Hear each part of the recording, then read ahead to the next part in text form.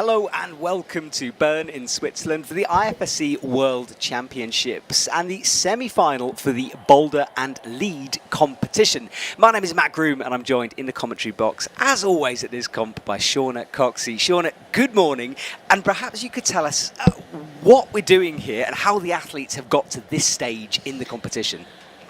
It is kind of crazy that we are here already, but yes, we are in the lead and boulder event now, and we are going to take a look at the women's boulder round of the semi-finals. So these athletes have competed in the Boulder World Championships. They've got the result from that. Then they competed in the lead World Championships. Those results were combined, they were put together, and we are going to see the top 20 athletes in lead and boulder in the world competing on this stage today.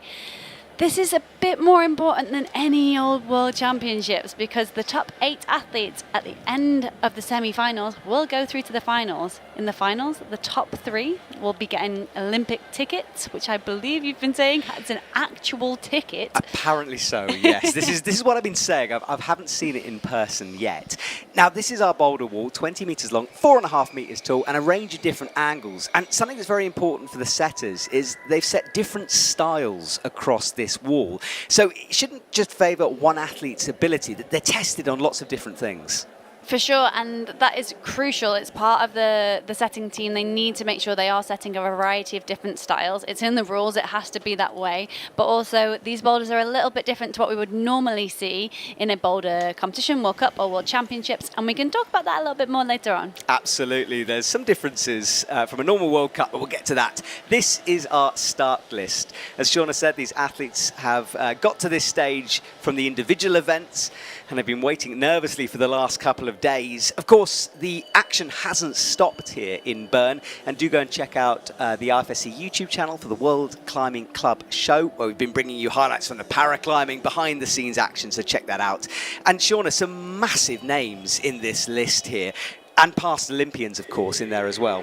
There are. We've got a number of Olympians, which is incredibly exciting. But all of these Olympians, everybody here is here for one reason, and that's because they are on their Olympic journey, where they are focusing on this event and trying to get that ticket here. Of course, I think everyone in that list would love for that eventuality.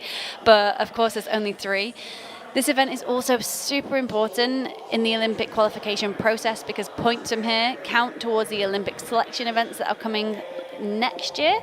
So, yeah, there's a lot to play for. There absolutely is, and it's the first time those athletes can qualify, and we've got a stacked day of broadcast today. We're starting, and it's 9 a.m. Central European time with the women's boulder semi-final. 1 o'clock, we move on to the men's boulder semi-final, and then a little bit of a break until this evening, 8:30 Central European time for the women and men's lead semi-finals. Shauna, when I say it like that, that's a lot of climbing ahead. We sure do have a lot of climbing ahead of us, a lot of action, but it's going to be incredibly exciting. There is so much on the line, and who doesn't love having back-to-back climbing events going on? Absolutely. It's one for all you climbing people out there. If you're at work, put us on in the background. Do less work, of course, and enjoy the day.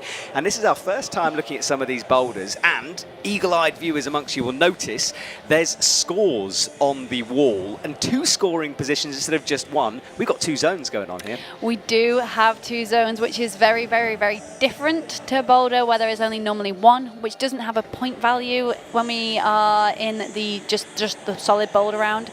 So yeah, things are a little bit different here. The reason being is that the results for the 2 events that will happen today, so lead and boulder, the results from those individual competitions will be combined together, and it's a point system.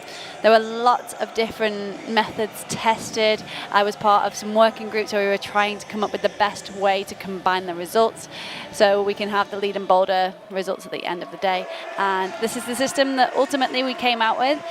I'm going to be the first person to say I don't think it is perfect, and I don't think there is a perfect way, and I do believe this is the best way. There has been so much work gone into this, but we'll see how it looks at the end of the day. Hey, look, you did a fantastic job. Morioka last year was the last time we had an IFSC competition like this, and the rules were so much better from a couple of years ago when we were starting this process. So thank you so much for all the work you've done. I do not thank me. There's a huge team. I've just been very slightly involved and given my opinion a few times, and it's really great that the IFSC have involved the athletes.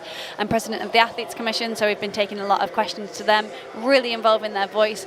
I feel like it's not me that should be thanked. There's a lot of people that have worked really hard to make this work. Well, thank you to the team. Now, Helene Janicot is on from France, more of a lead specialist.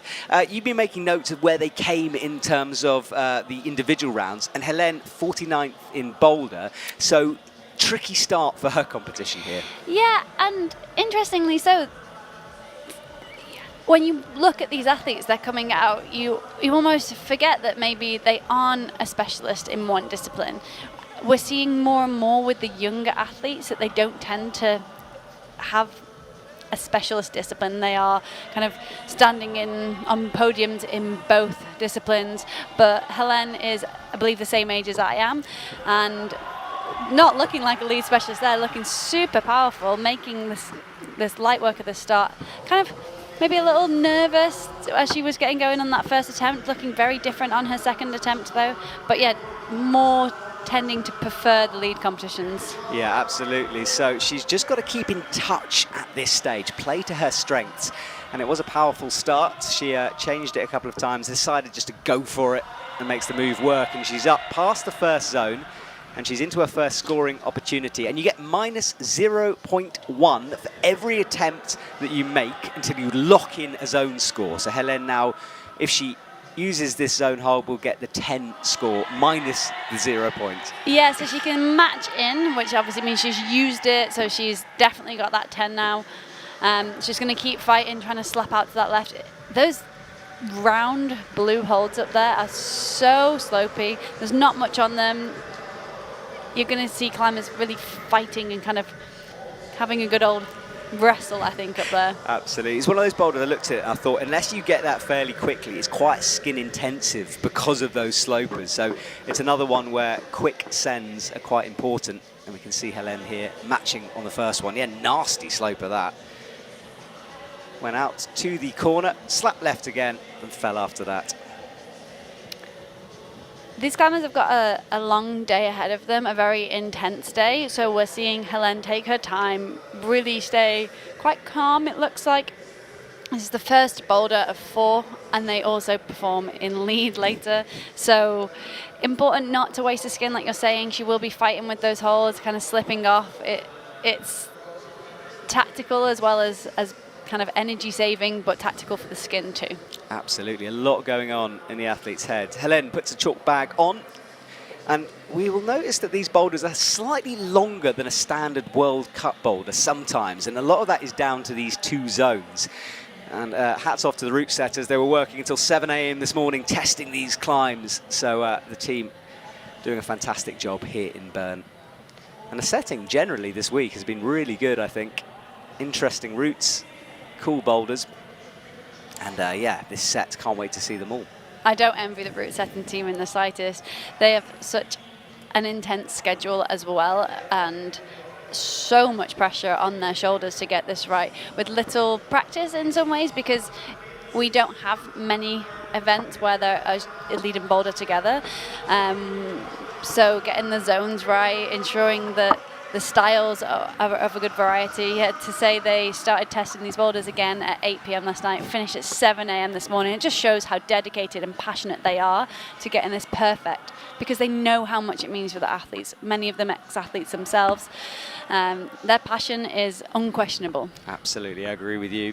All right, Helene, back to the second zone, slapping with that right hand on the arete. You can use it, there's no black tape there. And there is on the other side, but we'll talk about Boulder 3 when we get there. We did wonder whether the athletes might try to use that arete with a bit of chalk on it, kind of maybe suggesting that might work. Evidently, it's not very beneficial for them. I wondered maybe whether they would flick out to the arete and use a toe hook or a heel hook around the arete. It doesn't seem to lend you into a kind position there. It would when you hit the arete, it pulls your body weight quite far right, and obviously you're heading left. So, yeah, a good wrestle needed to go. Absolutely, yeah. High. That big corner up there, you can see it above Yoo Seo's head. Yoo from Korea. Yeah, some young athletes in this list, and some older ones as well. Jain Kim, 34, Annie Sanders, 17, so a big spread in ages for some of the women. And this first boulder, that toe hook in there, it looks tempting, but perhaps not the best way to do it with that high left toe. Yeah. Yoo looked close to making that work, but it's just so minimal. It's hard to see how bad those holds are. There's not much to give. You can see there's no jib on the left. She wanted the toe hook in order to keep her hips under while she was moving her hands around. The root setters are been quite clever here in avoiding this. The intended beater is that foot swap without the high foot and then cross over, and as you hit the first yellow, you're going to lose the feet, take the swing, keep the tension. So it's not a jump, it's a move with a swing. Absolutely, and it's a committing start because of that difficulty, because it looks so tempting to crack that left toe in, but it just leads them away from perhaps the easiest way of doing the boulder. And interestingly, this is our easiest boulder of the round. Whether it or not it's the easiest for each athlete is yet to be said because of those different styles, but the setters were expecting the most tops on this climb, and they actually said they changed the order quite last minute because they wanted to allow the climbers to get going a bit, get a feel for the round. It just kind of shows what we've got to come, the fact that our earlier athletes are kind of struggling, I would say, on this first boulder. Yeah, it's a difficult start. We've got, as you said, big names coming up. Janja Garnbret will climb last of all. She's qualified in first position for this women's semi-final. Yeah, huge names throughout this list. So both Helene and Yoo finished 49th in Boulder, and that's because they will have, I expect, either been in different groups or they will have tied in their round. So both seemingly not lead boulder specialists. Oh, wow. I think we might see that play in their favour on some of the later boulders where the style's a little bit different, but it's going to be hard out and tough out there to kind of not walk out to your comfort zone on such a big stage. The crowd is starting to pack in a little bit here. You know, it's different, a different atmosphere to what we've seen previously. It's an early start. These athletes were in ISO super early this morning. Let's not forget they've done a whole warm-up routine ahead of this. They're not just kind of walking out of bed. They have to head into ISO. Isolation closes an hour before a climbing competition starts. So, yeah, definitely an early start for these girls. It is indeed. Yeah, most girls come starting around at 10 a.m., 9 a.m. start. And yeah, it is a slow builder because by the end of this evening, we'll have an idea of our top 8. But early on, we won't really know. It just sets it up for the lead competition later on. And Yoo with that big flick again, getting closer, but starting to run out of time here. Needs to figure out this sequence. Chalking up, and that lead wall in the background is ready to go. There's our camera people, Jan Vert there, one of our photographers. And do go and check out the IFSC Instagram page for action from the comp. Big swing and closer that time, but already looking a little tired as the shoulders shrug down. Yeah, and if this isn't your preferred style, if it's not your preferred discipline, and you're out on the mats on your own in front of the crowd on such a big stage, there's a lot going on for her right now. Yoo is such a young athlete. She's got such a bright career ahead of her. And you can see she's been really smart in her resting. She's taken in as much as she can. So despite the fact that she's not getting through the start, which I imagine is very frustrating, oh, she sticks it now, though. Clearly learning so much from her previous attempts and making those adjustments. Absolutely. 41 seconds. She'll have that first zone now. Wait for the scores, gets a heel in, makes the match, and she's aiming now for zone number 2. Chalks up, and that toe and heel combination will allow her to do that. Really opening the hips there.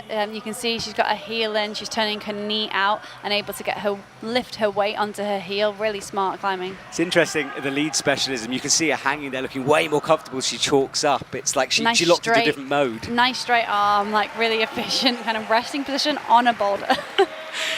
It's one of those things that does change. The boulder's a little longer from normal. So Yoo getting the zone, which she needed to do because keeping in touch is important. Yeah, so although the clock was ticking down and she did keep trying, she stayed composed, she was learning so much from each attempt, and she got a zone, which actually is now points. It's not just a zone, it's not going to affect her position only, it's going to affect where she ends up in that ranking after both events. Yeah, so an important last couple of seconds from her. Now, by the middle of this comp, we'll have 4 athletes climbing at the same time. And Helene Janicot comes on to boulder number 2. Similar kind of style in terms of power, but a far more risky move, this one, on women's number 2. Oh, yeah. Powerful electric is the description we've been given, and I think I'm going to leave it to the climbers to show you why it's called that. This boulder looks so very difficult. I can't wait to see what the athletes are going to do. I do think they're going to try and break the beta, so there was an intended sequence, and I think we'll see athletes trying to figure out their own way around it, but the route setters are confident that that's not possible. However, they did not imagine this, I don't think. Yeah. So Helene just showing her maturity in committing to a sequence that maybe it didn't work for her, but yeah, I think it's really cool that she just tried that straight off the bat. It's quite, to me, it was an obvious jump. Whether it was to her or not, we'll maybe never know, but to try something that you're confident in, that's your style. Yeah, that was cool to see. Yeah, trying something unique on her first go. Jain Kim there from Korea has a look at her boulder. Great to see her back. She is the oldest competitor here at 34. She's an incredible athlete. It's wonderful to have her back on the circuit. And Helene just calming herself down a little bit. Yeah, it's a feisty move, that one. Yeah, very shouldery into that zone. Yeah, I do think it's unforgiving. It would be cool to see Helene make that other sequence work, but I think maybe you just have to get really feisty on that first jump. All right, and Jain up to the sloper on zone 1, drops back down and resets, gets the toe in. And with that toe locked in, it makes that zone move a bit easier. It just makes it possible, I think. You know, she reached up to the zone, realized how terrible that hold was, corrected her mistake, and that you need the toe. The reason the toe works, it sinks the hips down. So suddenly you're hanging underneath that sloper. You're not kind of, your hips aren't underneath your hands. Your hips are way under the wall, and then the sloper gets a lot more positive. Yeah, and she looked good then, chalked up, and then went for the top half of this boulder. Yellow at the bottom, blue at the top. And now, as you said at the beginning, really getting involved with these slopers, wrapping that right arm around it, creeping the fingers up. You can see here just how terrible that sloper is. There's no extra jib, nothing screwed onto that. It's just rounded. Absolutely, yeah. Just friction alone holding her on there. Bit of tape on that middle finger. And she's eyeing up the edge of the black volume where lots of chalk is left. So strong through that move there, and flicking her right hand up to the other black volume to create a compression between two. Yeah, no. Jain getting clear, she slaps the lap, but quite is doing well on women's number 1. Yiju pulls back on to the start moves. Those green lines indicate a different limb. You have to start in that position. And again, Yiju chalks up, has a little rest. Still time on the clock here. Yiju at just 17. It's amazing to see the different ages in this round. Like you were saying, her fellow teammate Jain Kim at 34, and double her age. Yeah, it's a very good point actually, and that experience will be passed on, I'm sure. There's so much support and so much love between the athletes, especially in the Korean team. It's really cool to see them all getting behind each other. Absolutely, and 3 minutes coming up on the clock here. We are having a few technical issues behind the scenes, so do bear with us in terms of graphics and stuff. We are working on it. And Yiju looks at that clock and seemingly a bit confused on this first couple of sequences.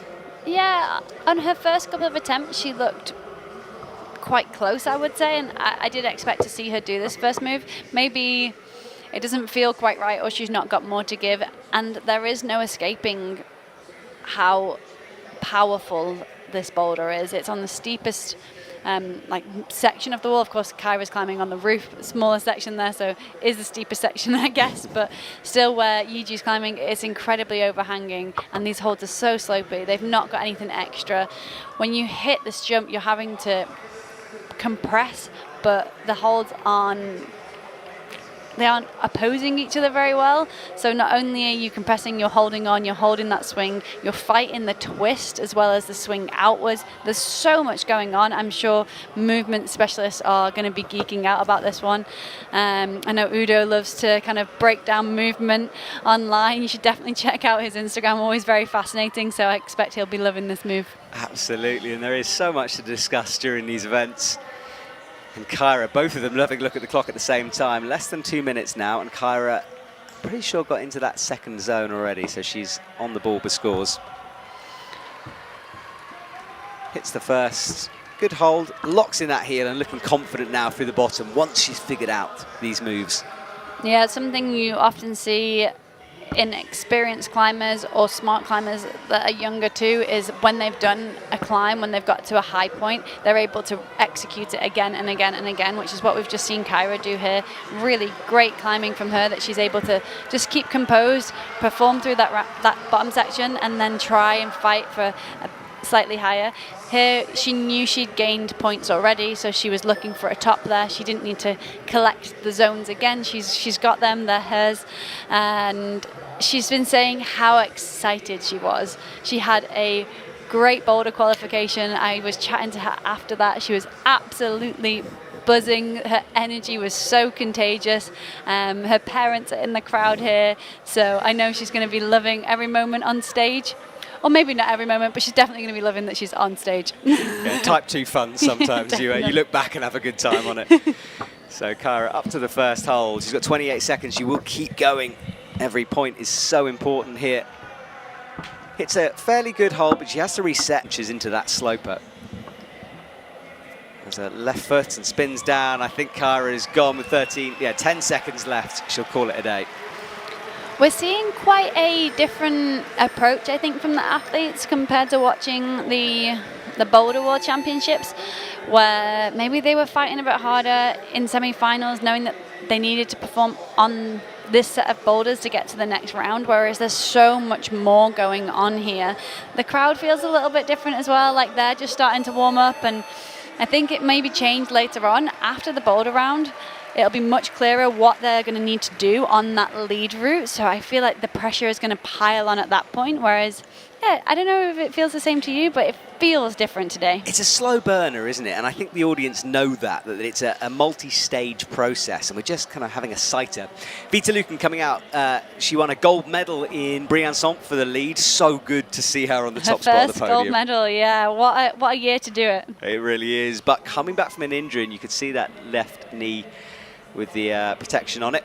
Jain Kim on women's 2, and in a minute we'll for the first time see women's 3. Jain Kim's posted online about feeling so much gratitude to have the opportunity to climb here, which is such a beautiful sentiment, I think. She didn't have the day she wanted to in her specialist, which is lead, so we'll be wanting to show much more today, I think.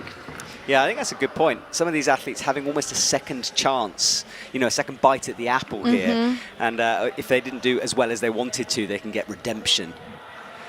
And there is Vita. You can see that left knee there, and then she's into the sloper. Good from Vita early on. Really strong climber, Vita, making light work of this powerful start. Yeah, she brings that right leg up and scumming with the right knee. Yeah, we say scumming. She's kind of pressing her leg against that volume there, just trying to give her some assistance. She's looking up. She's eyeing up that top hold. Is she going to go right hand or left hand? Throws over with the right hand, not the intended sequence. Looked like it could potentially work for her. I did ask whether you could kind of miss the last hold out and go left hand again. They expected not, but I didn't ask about throwing over a right hand. Maybe a surprise to the route setting team. They have put a blocker on that hold, so you have to be super accurate, trying to force the match and make the move much slower. But it'll be interesting to see whether Vita changes her beater up next time or if she continues to try that method. Absolutely. And we see our scores really for the first time on the right. This decimal system is new if you're used to just World Cups. The boulder is worth 25 points, and Jain there coming down. Wow, that was close for Jain. She knew, you could see it in her face. She was focused, she was straight down, picked up the brush. There wasn't any confusion. I love watching athletes in the moment after they come off the wall, because I think you can see so much in whether or not it's the spark there. Have they just figured it out? Are they excited? Are they confused? Are they nervous? Jain then was almost furious that she didn't quite stick it. You could see it. She was ready to get back on and have another go and try really hard. Well, she will keep going, and this is women's number 3. A few methods through that foot sequence down at the bottom. A few methods through the foot sequence on women's 3, and I think we'll see a few different styles in the pull-on. An interesting starting position, quite an awkward first move, into a jump and then into another jump potentially, but I think we'll see some of these women trying to do something different. Back to boulder 1 here, and Vita smashing through this roof again. Yeah, look at her, such power from Vita. Came down that time, minute 35. And you can see on the right, Vita flashed the attempt to the second zone, so she gets 10 points. And she won't get that minus 0.1 every time she pulls in. It gets locked in for that 10 score. Exactly, yeah.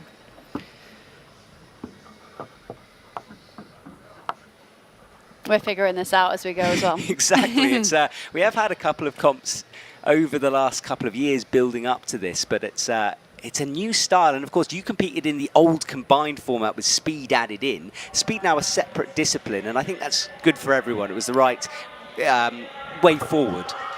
It is the right way forward. It makes sense that speed is its own discipline. It is so different in approach in kind of everything. Speed is the same route. You climb it again and again, so you train it very differently to how you would train boulder and lead.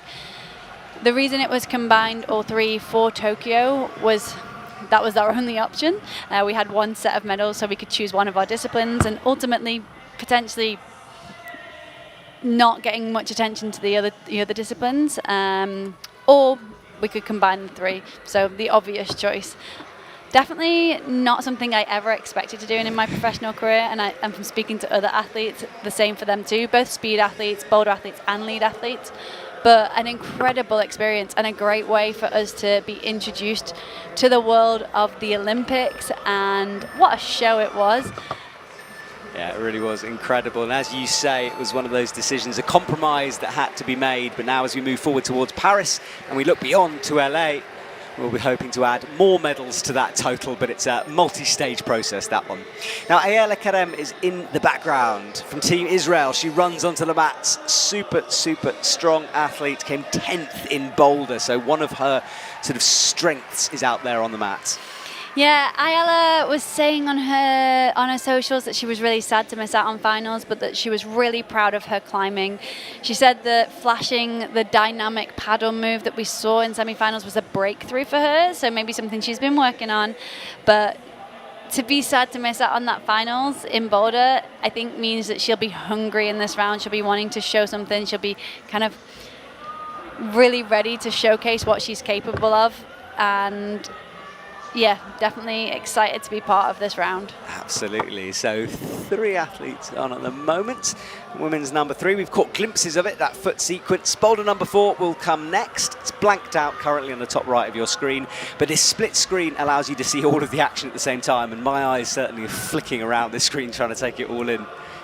Yeah, definitely. And the reason it's blanked out is because we don't have a climber on that yet. It's not that there's no one to come out and flash it. We've not seen it yet because we've not got there. Yeah, this is the last round where you just get 3. After this, you've got to look 4 ways if you're watching at home. And yeah, this foot sequence can be hard to figure out, and a lot of rubber beginning to form on those holds as well. And Ayala super strong up to the slope with the right hand.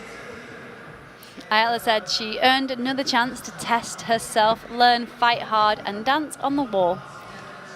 Lovely statement from her. That's Yeah, on really her beautiful. Instagram account. Yeah, it's on her Instagram. I've been checking out their Instagrams. A lot of these women sharing so much from this event. It's really nice that they're able to kind of put their own words out there. So just trying to share little snippets that they've been putting out on their socials. Love it. Shauna is our spy in the athlete camp occasionally. She gets access that I don't get, so she gets all the behind-the-scenes gossip, and also just a moment to see how they're feeling, I guess. And as a former athlete, you really understand the emotions they're going through.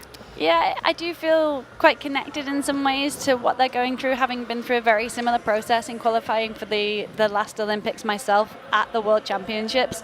It was hard to describe how intense that event was, and speaking to some younger athletes ahead of this event, trying to help articulate what it was like to be in that space and help them understand how intense it is going to be, because it's very different to any other event when the Olympic pressure is piled on, but it also creates so many magical moments, both for the athletes, for everyone here in the crowd, and for all of you watching at home too. Absolutely, and you're listening to the voice of Shauna Coxey, if you don't know who the lady next to me is. Great British athlete, an absolute legend of the sport.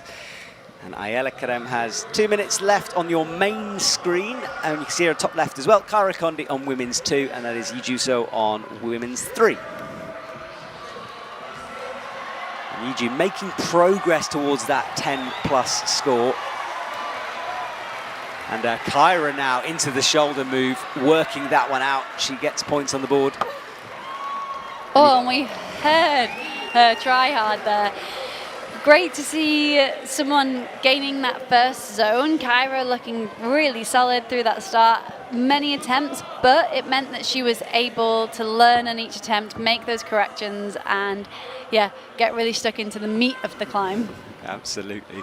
And she starts that run again, skipping across.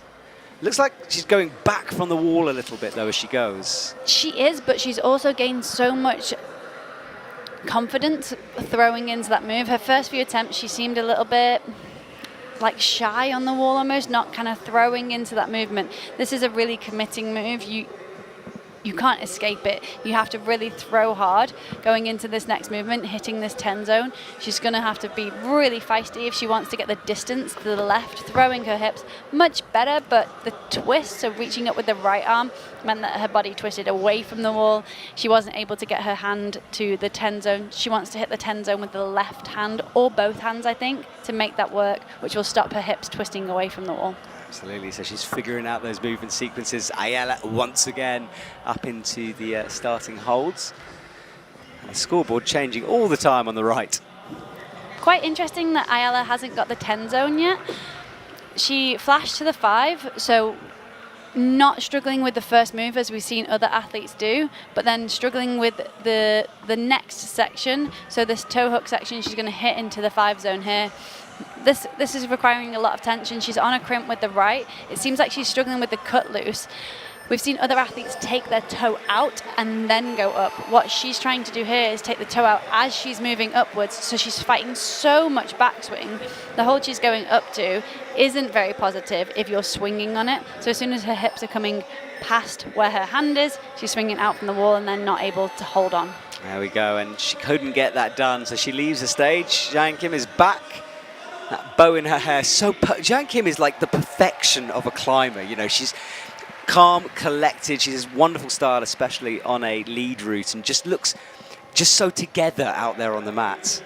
One of my all-time favorite climbers to watch on a lead route. She climbs so incredibly gracefully, and insanely cool to see her back at these competitions after taking a break, to have her baby girl. She has a daughter, and I saw her at the climbing gym the other day, and she posted on Instagram saying, "Climber mums," and I was like, I felt like such a fangirl. She's a friend of mine. I've known her for so many years, but what an absolute inspiration to so many. Yeah, she really is. And now we're seeing more of a lead specialist, Manon Healy, there out on the mats. She's really good on a lead rope. I might enjoy some of the longer sequences here this morning. Yeah, Manon just missing out on the Boulder semi-finals, finishing 21st. That kind of the hard spot to be in, but she did finish 12th in lead, so a really strong lead round from her. Yeah, and currently her teammate is leading the way with 19.6. So a close effort from Manon there, and I think definitely she can stick that. What was different to Alia's attempt was that she took the toe hook out first, allowing her to go straight up, but she was fighting that backswing still a little bit, regardless of taking that out. Look how thuggy Vita Lukan is being into that zone, and this is kind of her comfort zone, those big, powerful movements. Yeah, such strong biceps, really, really good climber on the powerful, steeper sections, but showing that she's capable of climbing on all different styles. You know, she's a World Cup gold medalist. You can't get away with having too many weaknesses if you're winning that top spot. So I think we'll see great things from her, but to get that zone so early on in this rotation is a really, really good effort. Absolutely, and we can see her here just trying to figure out this first sequence. She spent a long time reading the route before she pulled onto the wall. And there's a good black hole. That volume coming up is nice to stand on, but getting to it is hard. And a blocked hole where her right foot is there. There is so much going on this slab climb, even though maybe initially it doesn't look like it. Lots of subtleties in movement, kind of changing of pace. This move can be done fast or it can be done slow. The fact that there are so many options is maybe what is difficult about it. There is the intended sequence, of course, that the route setters saw. And you're kind of going from a slow move into a fast move like we saw there with Helene, so close to sticking that, maybe slightly missing the perfect spots on the hold. Her left foot was quite close to the wall, so the tripod wasn't that stable as I tend to say. We'll talk about tripods quite a lot when we're talking about climbing. I love climbing. it when you talk about tripods. As a cameraman, I understand that. It's that stability, isn't it? Exactly, yeah. And Helene is swinging. Look, sorry, not Helene. Manon Healy, much better as she moves upwards. Really strong work from her. She hit the hold. She wasn't quite stable. She wasn't very secure, but she threw her feet back in, making really good use of tension between both feet and compression between her legs to stay on the wall then. Still working and fighting that compression there. You saw her flick to the volume and try and squeeze. Unfortunately, she was a bit low in the shoulders, so that didn't work, but close effort. Yeah, good work from her. And now Jain Kim, we see a nice top-down angle of this boulder. So she starts the run, but always moving backwards away. Yeah, she learned fast on that first move, so I think maybe now if she's got that dialed and she can have a few attempts on the second move, we'll see her get closer and closer. She's, as one of the older athletes, not just that, she's done so many competitions, is very, very, very experienced, so a mature athlete. And you can see that in the way she approaches the climb. She's brushing, she's taking time to look at all the different angles, try and get as much information as possible. So she doesn't need to kind of waste attempts learning. Absolutely, yeah, she can pull on all that experience. Now Helene has that left foot adjusting it, trying to find the right point on the hole, pushing down on her own knee to stand up like a mini pistol squat. But that left-hand move is so strong. It is, and she just missed the left foot entirely there. I think she was aiming to get the foot further out from the wall so that she would have more stability once she was in the finishing position of that movement. Unfortunately, just missing it, and now maybe a little frustration stepping in as the clock's ticking down, not able to repeat the start. The nice thing I like about the two zones is athletes climb right until the very last second in order to get more points on the board. They don't bail that early as sometimes we see in boulder competitions to save that skin, because points are so important in this. Points are, it's all about points in this now. The game has changed. We see the approach change, the tactics change. I think it's quite exciting because, you know, we've watched, well, maybe people listening haven't, but you and I have watched a lot of climbing competitions now, so it is good to shake things up a little bit. And the lead and boulder event together, it's not what we were hoping for going into the Olympics. You know, we want those set of medals for each discipline, maybe a set for the combined too. Who knows? But this is the way it stands currently. It makes sense to have lead and boulder together and to have speed alone. And I think the athletes are excited about it too, but figuring out how to put the results together, how to combine the results is challenging, and it has changed the game slightly, but ultimately we're still looking at a set of boulders. We're going to look at a route later. The athletes are still there trying to get to the top, but the tactics, I think, change a little. Absolutely. The basics are still climbing, aren't they? And Oceana Mackenzie comes out from Australia. She likes to be called Osh, and that's what we're going to call her. So Osh is on the top left of your screen. And then we see Ayala Karem on boulder 2, and we're watching on your main screen Kyra Condie from the USA, and on boulder 4, I'm just trying to see, I think that's, who is that on boulder 3? It's Yeju on boulder 4. Now Osh, again, another powerful climber, and will relish getting involved in these first couple of moves. Yeah, one of our taller athletes as well, as is often pointed out. She is really smart, a really smart climber, knows her body. You can see her taking that toe hook out, climbing really clever. She took the toe hook out, which meant she didn't have any swing going up to this blue hold. Climbing, looking really comfortable and climbing really kind of conscious, I would say. She looks like she's able to make decisions. She has time to look around. She doesn't seem flustered at all. Seeming really composed. She is indeed, and she flashed the first zone and the second zone as well, so 10 points on the board for her. And Yeju trying to figure out the sequence into 10, and Kyra gets a big shout as she makes that run across into 10 and chalking up, and that's bumped her right to the top of the leaderboard immediately. It has, and a little mini celebration from Kyra, I think we just saw there, and rightly so. And a huge move, this double jump. And you were wondering if you could maybe do that move statically, but it's a long way. It's a really long way. I think we will see some athletes try to do it statically. The vision for the top of this boulder is incredibly dynamic. But all eyes shift now to boulder 2 because it's our first 10 zone that we've seen here. Yeah, Ayala is in, and there's one more hard move to go here. You can see her eyeing up that foothold, trying to figure it out. You say one more hard move, it's the hard move. It's the hardest move of this boulder, and they have done a big fight to get there. So a relentless climb on boulder 2.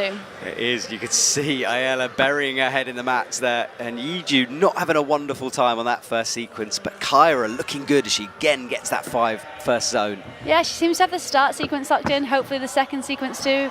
See her go with both hands, really comfortable and really accurate hitting that 10 zone. Tell you what, compared to a normal semi-final, which is hectic enough, there's so much going on here with that double zone. Both of us, our eyes are darting around the screen trying to get the action.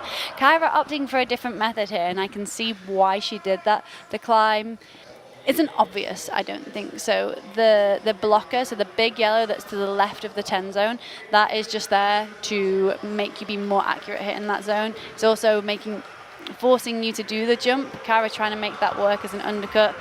There is a jib in there, but it's terrible, and that screw-on that's in there, it's been put there to make the hold worse, not better. There we go. So if you can see that, it's not a hold.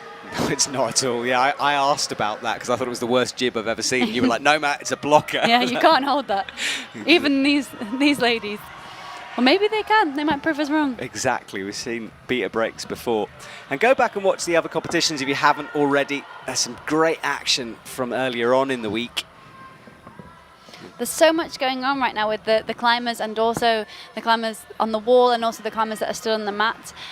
Ayala seems almost frustrated that she just dropped that up there. I don't think she knows how much that meant. She won't know that she's the only person to reach that 10 zone so far and how important that was. But I do expect carrying a little bit of frustration after the first one potentially, so knowing that this one would be really important. Yeah, and the crowd, you could hear them as Osh gets high up here. She's eyeing up the last move of this boulder, which is a brutal one, but that right hand slipping as well as the left. And Kyra keep on going there with 30 seconds to go. It's been fascinating watching Yeju. She tried it statically just now, trying to get the left foot way out left onto the black volume, but didn't work. I expect she'll change that now and try to go more dynamically, but that decision will be based on how it feels and whether she sees that as a viable option. Yeah, trying to go quite static again there. You often tend to see athletes go a bit more feisty and a bit faster when the clock's ticking down, but Yeju staying really composed, unfazed by the clock ticking and sticking to her own method, which you have to commend.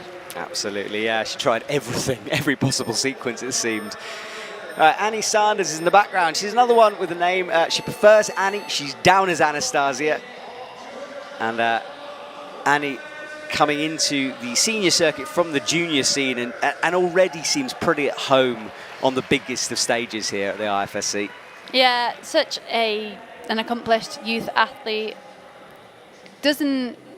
Climbs beyond her years. She climbs with such maturity often, and I think we're going to see many big things from her. I say that as she stood on the stage of the semi-finals of the lead in Boulder at the World Championships. Just getting here is such a huge achievement, especially at only 16 years old. So, yeah, big things to come, but definitely one to watch today too. Absolutely. There's Manon Healy. She, hand on hips, looks up at the climb, goes back to the brushes. She'll make sure the holds are nice and clean. There is Annie, recently turned 16. She was 15. Happy birthday to Annie. And there is Jain Kim on this boulder. I'm looking forward to seeing her experience on this one, trying to figure out that foot sequence. Figure out the foot sequence, the body positioning, just slipping up a little bit on that first move. It seemed maybe not built the feet quite high enough. She's one of the shorter climbers and often needs to figure out her own way. There's definitely a way around on this climb, but she'll need to ensure she's building her feet nice and high so that she's not too extended when she hits the hold that she went for that's above her head, because that hold is teeny tiny and not very positive. Absolutely. Teeny tiny is the best way to describe it. And there is Vita Lukan flicking that right hand up in a Janja-esque move. And of course, coming from Janja's team, part of Team Slovenia. She just swung too far to the left there, so this hold she's going for is pretty good. It's really, I'd say it's a jug. It's just quite almost vertical, so it's not that easy to hold on to when you get there. You could see she kept her body weight to the right more there, so didn't struggle holding on that time. Yeah, almost into the 10 zone. Yeah, close effort from her. She looked a little out of balance as she hit that finish position. This move going to the left, you start in a comfortable position, move through the transition, and you want to end in a position where you're really stable. So kind of moving as quickly from one position of comfort to another and keeping your hips into the wall, not swinging out too far. There's a lot going on. There really is, yeah. This is brilliant at the moment. Really enjoying this. The men's semi-final comes after the winners, and Annie Sanders helicoptering around on that hold and finally gets the feet back in. She hasn't got the toe hook in. We see her get it in now. We've seen a lot of athletes kind of reach up to that 5 zone and go, okay, that's really terrible. There's going to be another way to hold that. Then they look down, see the toe hook, and opt to put that in. Yeah, and she'll enjoy being on the crimp instead of that sloper. Feet wild again, though. She eyes up the next hole, but she's on the scoreboard, and that's important. She is, and moving from the crimp, there's a little pocket on this blue hold that you can't quite see, which is what she's got hold of here.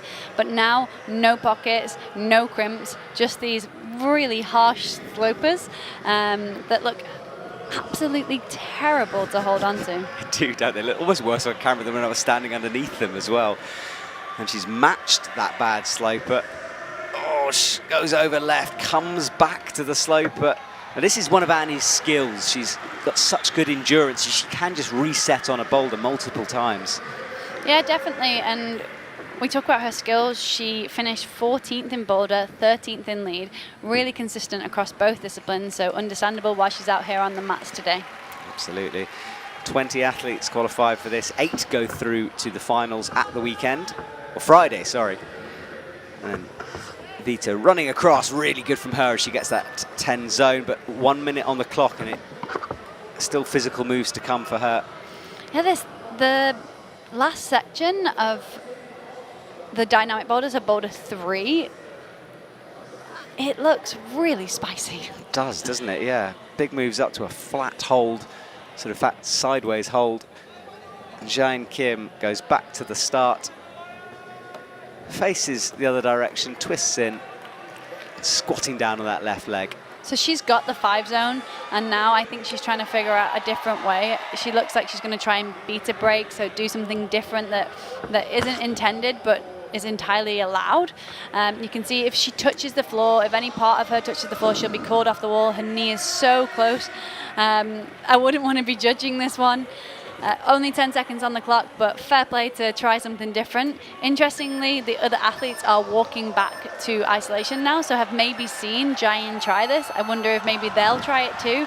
Obviously, they're not allowed to watch, but it's impossible not to see what's going on when you're walking past. We saw Vita heading back to ISO on that side, so maybe she'll try it too, or maybe she'll stick to the different method, because clearly it didn't work for Jain there. Yeah. She did try it quite late on. I wonder if she maybe could have made it work with more time. Yeah, it's a really good point about seeing that method.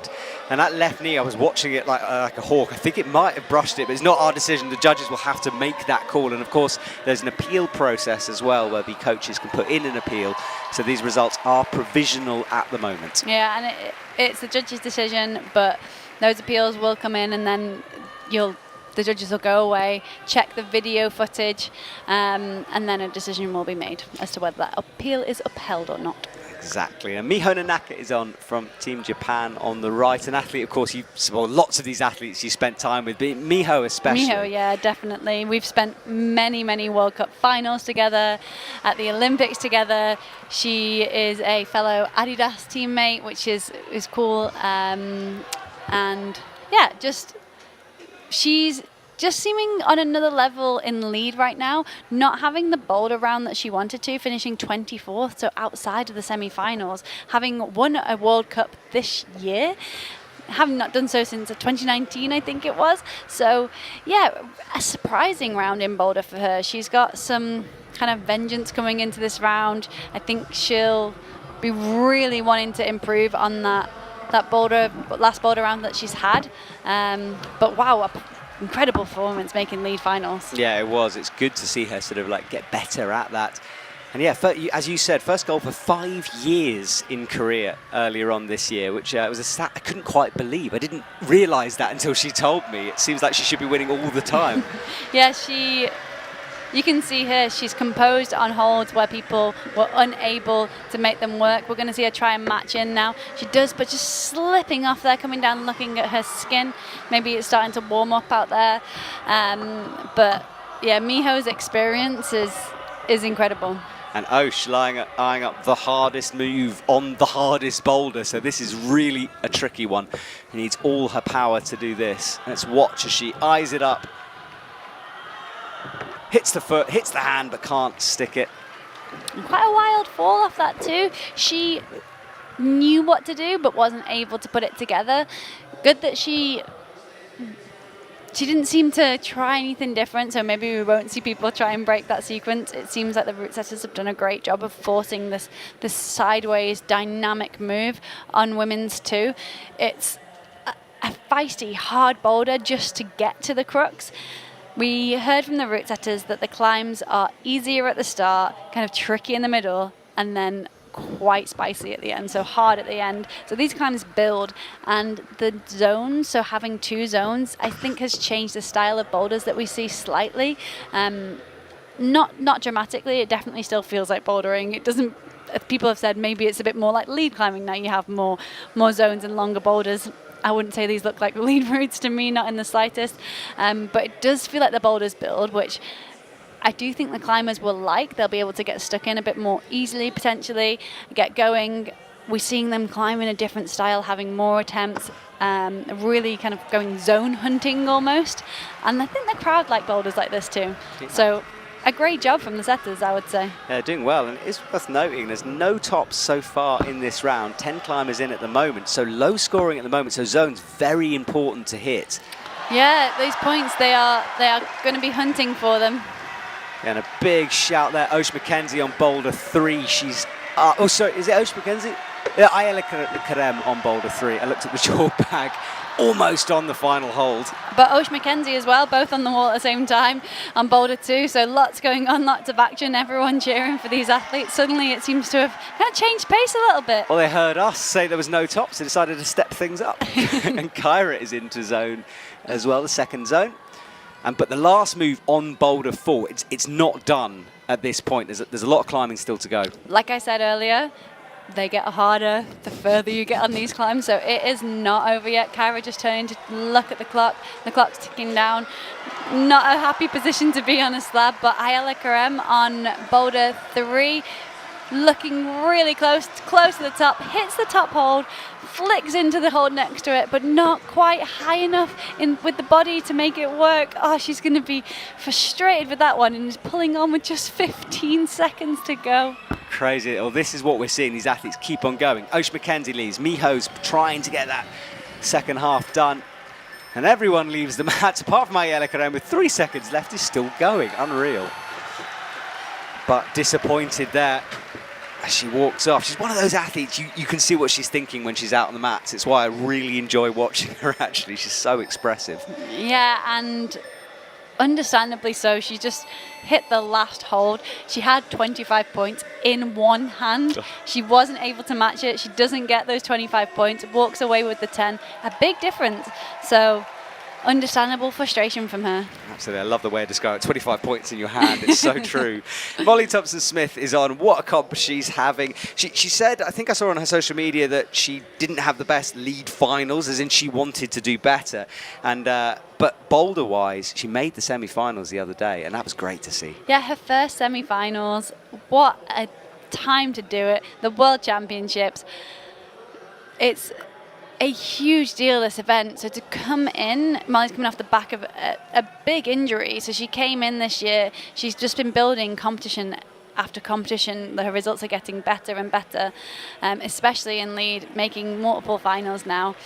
Although she didn't have the climb she wanted to in lead, she knows she gets this next chance, and I think she'll just be really happy to be out on these mats. Absolutely, yeah. And she is on the top left of your screen, and now the centre of your screen as she comes into the zone.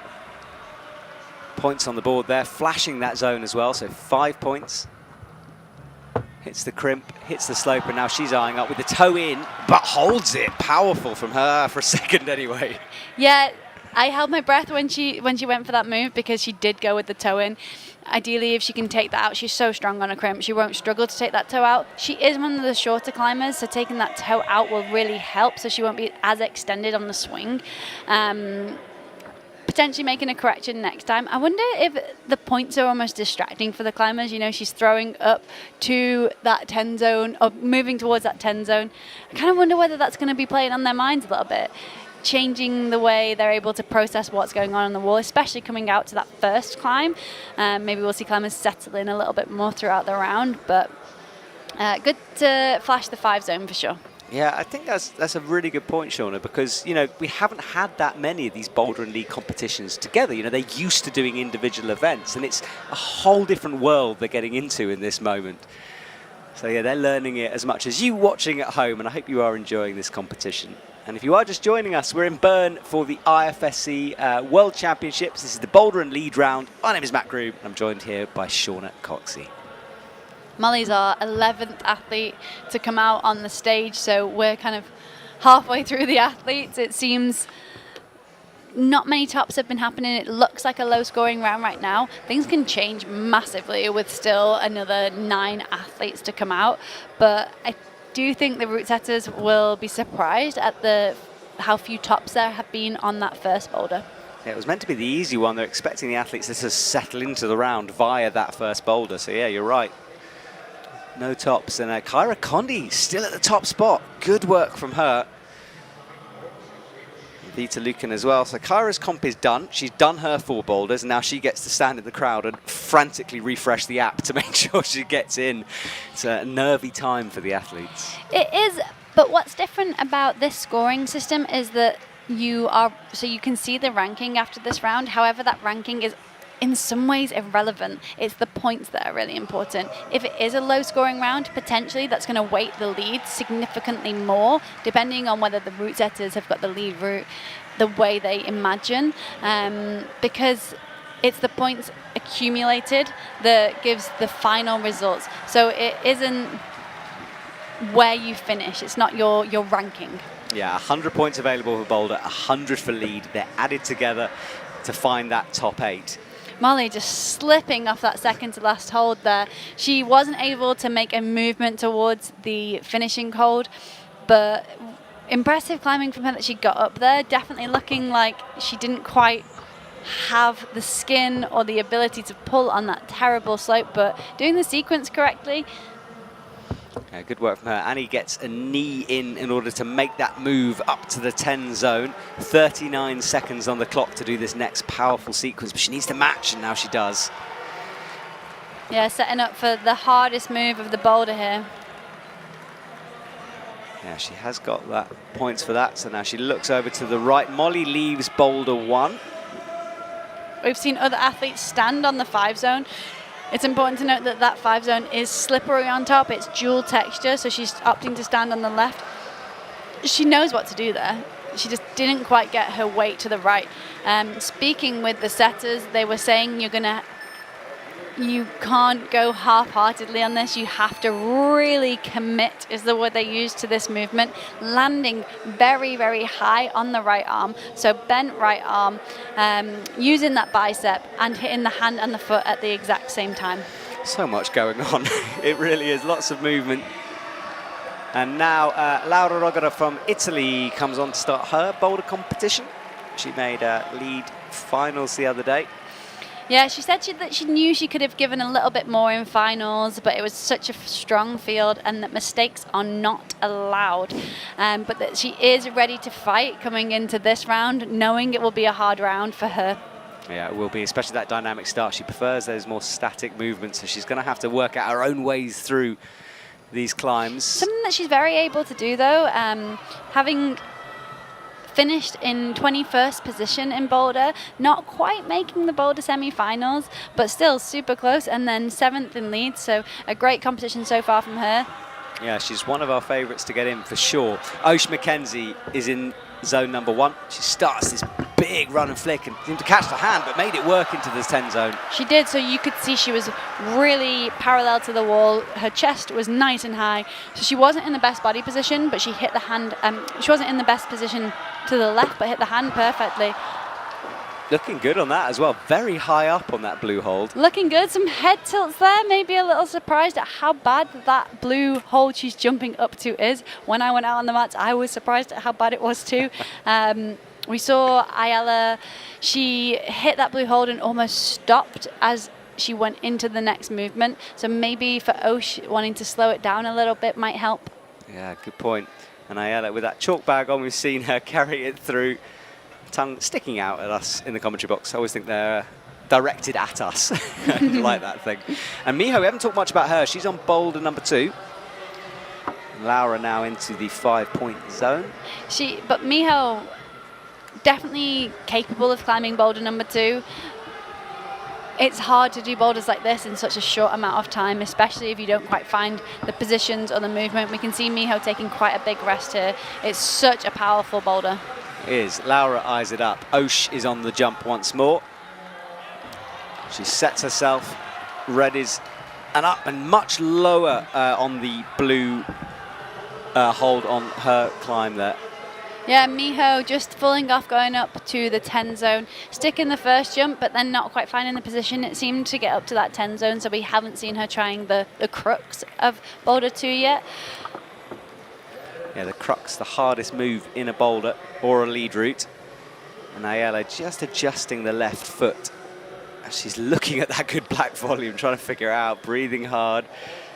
Yeah, I said crux there, and it's a bit of a climbing term, you know, it's often the hardest move, but it does feel like on these boulders there are multiple cruxes, and maybe a few different cruxes than the lead route as the point system has changed for that too.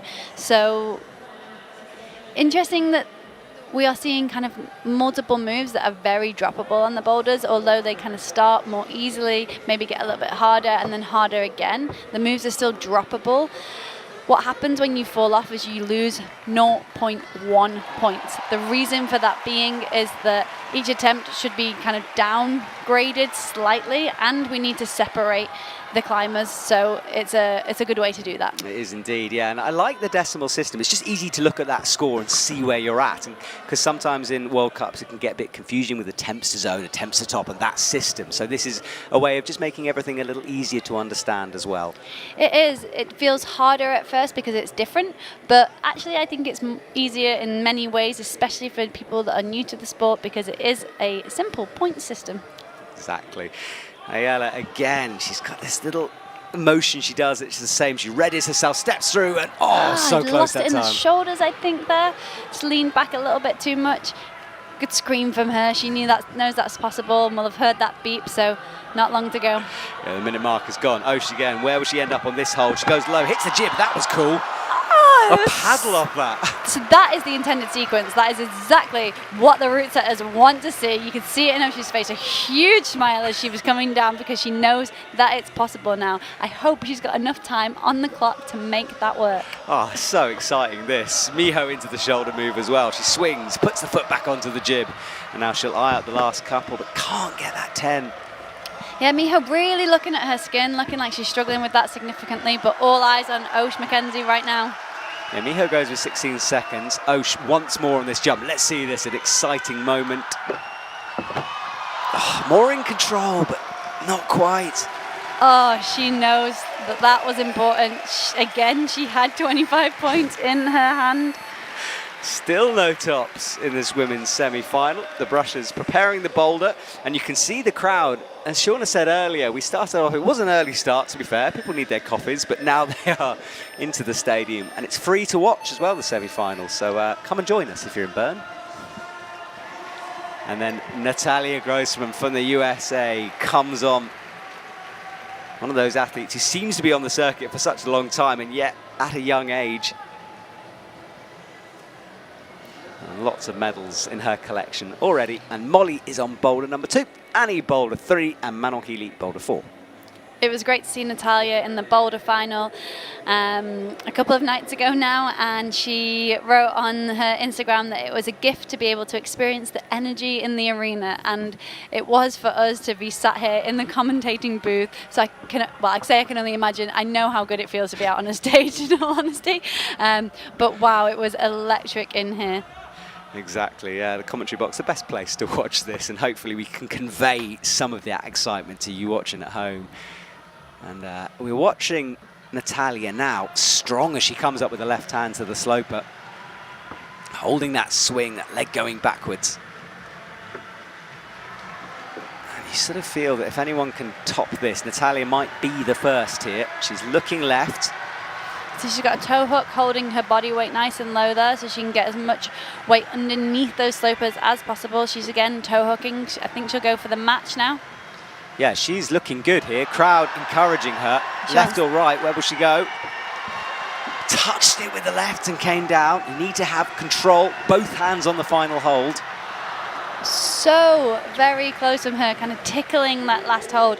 She wants to shift her weight onto her left foot so she can kind of scoot around and underneath the black volume. So the blue is on a black volume, and that's kind of kicking her outwards quite a lot. It's just why she looks uncomfortable. It's not a comfortable position for anyone to be in, because she's really having to wrestle and fight with that sloper. She'll be sliding off it as she moves up, not in that comfortable position, which is why we're not seeing her pull up and lock it off. So good work from the route setters, really forcing exactly what they wanted to see. Exactly, and what's good for her is that was her flash attempt, so now she can rest because she's worked out the beater, so she can have a moment and then come back later. Worked out the beater and got those points on the board. Exactly. Yeah, our scoreboard is, well, it's just blinking away on the right as things change.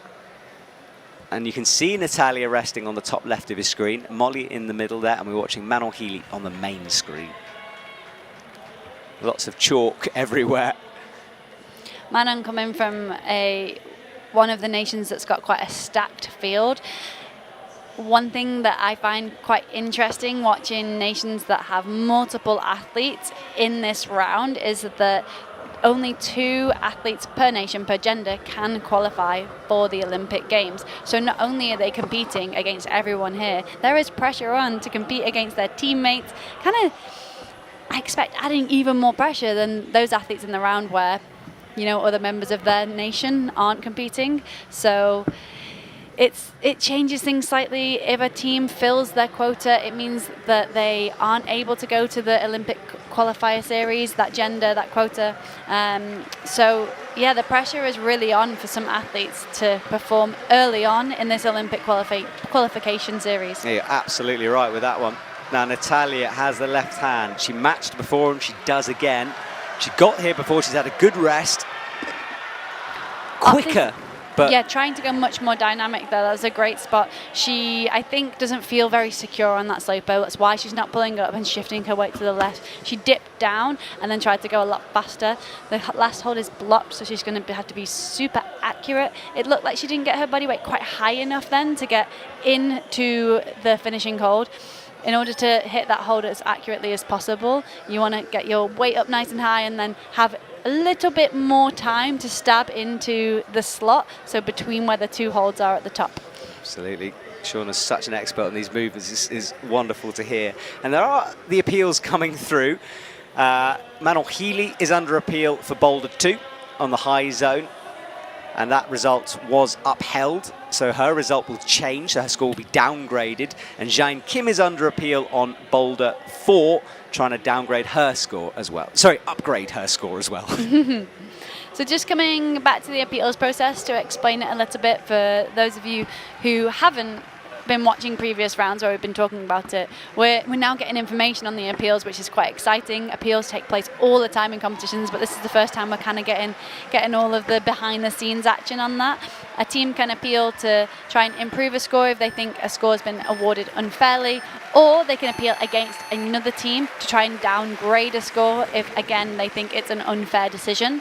What will happen is the judge will take that appeal, the head judge will take it, and then maybe video analysis will take place, or they will look at what happened and make a decision as to whether to uphold the appeal or reject it. Yeah, exactly. And one of the reasons we are discussing it is the app has changed a bit, so it now goes yellow on your app when an athlete is under appeal. So we're trying to let you guys know at home what's going on with that system. Yeah, I don't think we've mentioned the app very much. So yeah, anyone listening that doesn't have the app, you can download that on the App Store and follow along with the results. Take your time to familiarise with yourself with what's going on. There's a little combined bit at the bottom there. You can click on that and follow along with the results. It's definitely coming into the lead in Boulder, taking all of the information on. I would recommend getting the app so you can follow it as efficiently as possible, because trying to figure out what's going on can be a little bit tricky with so many different rounds, but the point system I think makes it a lot easier to understand, and also will be much more clear coming into the lead round later on what is needed from each athlete in order to progress. Exactly, so it's exciting for you watching at home. Mia Krampel is in action, and she's looking in good form this week. Seems to have hit another level at the moment. Yeah, wow. In the lead round, she finished just off the podium, finishing 4th, and in Boulder coming 31st, so maybe not what we would always expect of her. Feeling like she's got more to give, though. She said it's hard to complain about 4th place, but she did feel like she had more to give on the lead route, which is cool to know from her. And yeah, definitely, current Olympian, and one to watch for Olympic selection as well. Absolutely, I think she's very keen to get back in, obviously, and she's flashed into that and falls and comes down, and that's Miho Nonaka, and she starts the progression to the left. I mentioned Manon coming from France and having multiple athletes in this round. Both Miho and Mia coming from nations that are really, really strong. So again, for them, the pressure is on to perform early on. Because of the way the selection works, potentially 2 athletes from Japan or Slovenia or France could qualify at this event, at which point there are no more spots available. So potentially this is their moment to qualify. We will see in the finals which nations have multiple athletes from multiple disciplines, from that one discipline, but the same goes for speed too. So yeah, there's a lot of pressure for athletes coming from dominant nations at this event, and then again at the Continental Championships coming later on. I got goosebumps there, Shauna. You're right, it's so much on this event. It's a lot going on. Right, Miho is ready for the jump up to the blue hole. Will she go low or high? She tries to paddle it, but maybe midway. It looks like she was almost going to stop and then decided to go. Yeah, what it looked like there is she stopped her momentum when she hit that first hold where she needed to continue it. The direction needs to change. She's jumping up to that first hold, and then she's going to shift the weight to going right. So as she hits that hold, she has to pull on it to throw the hips to the right a little bit. It's a really well set move. Great that the athletes have figured it out so quickly and are able to try it. I hope we get to see Miho on that move again and make some adjustments to kind of get some trajectory in the right direction towards that last hold, because the trajectory seemed a little bit off there. Yeah. It's me geeking out again. I feel like people appreciate it. I've had a lot of lovely comments, so thank you so much. And Matt seems to give me this funny smile when I start geeking out. So I love it. Maybe you appreciate it too. I do. I really do. Just fascinating from you. It's. I mean, you know, you've done it. You've been out there before. You've won so many medals, and I think having your knowledge in the commentary box is fascinating. And if you're a new climber as well, take everything Sean is saying on board and go and practice in the gym. Climbing is all about your hips. You'll hear me speak about hips a lot.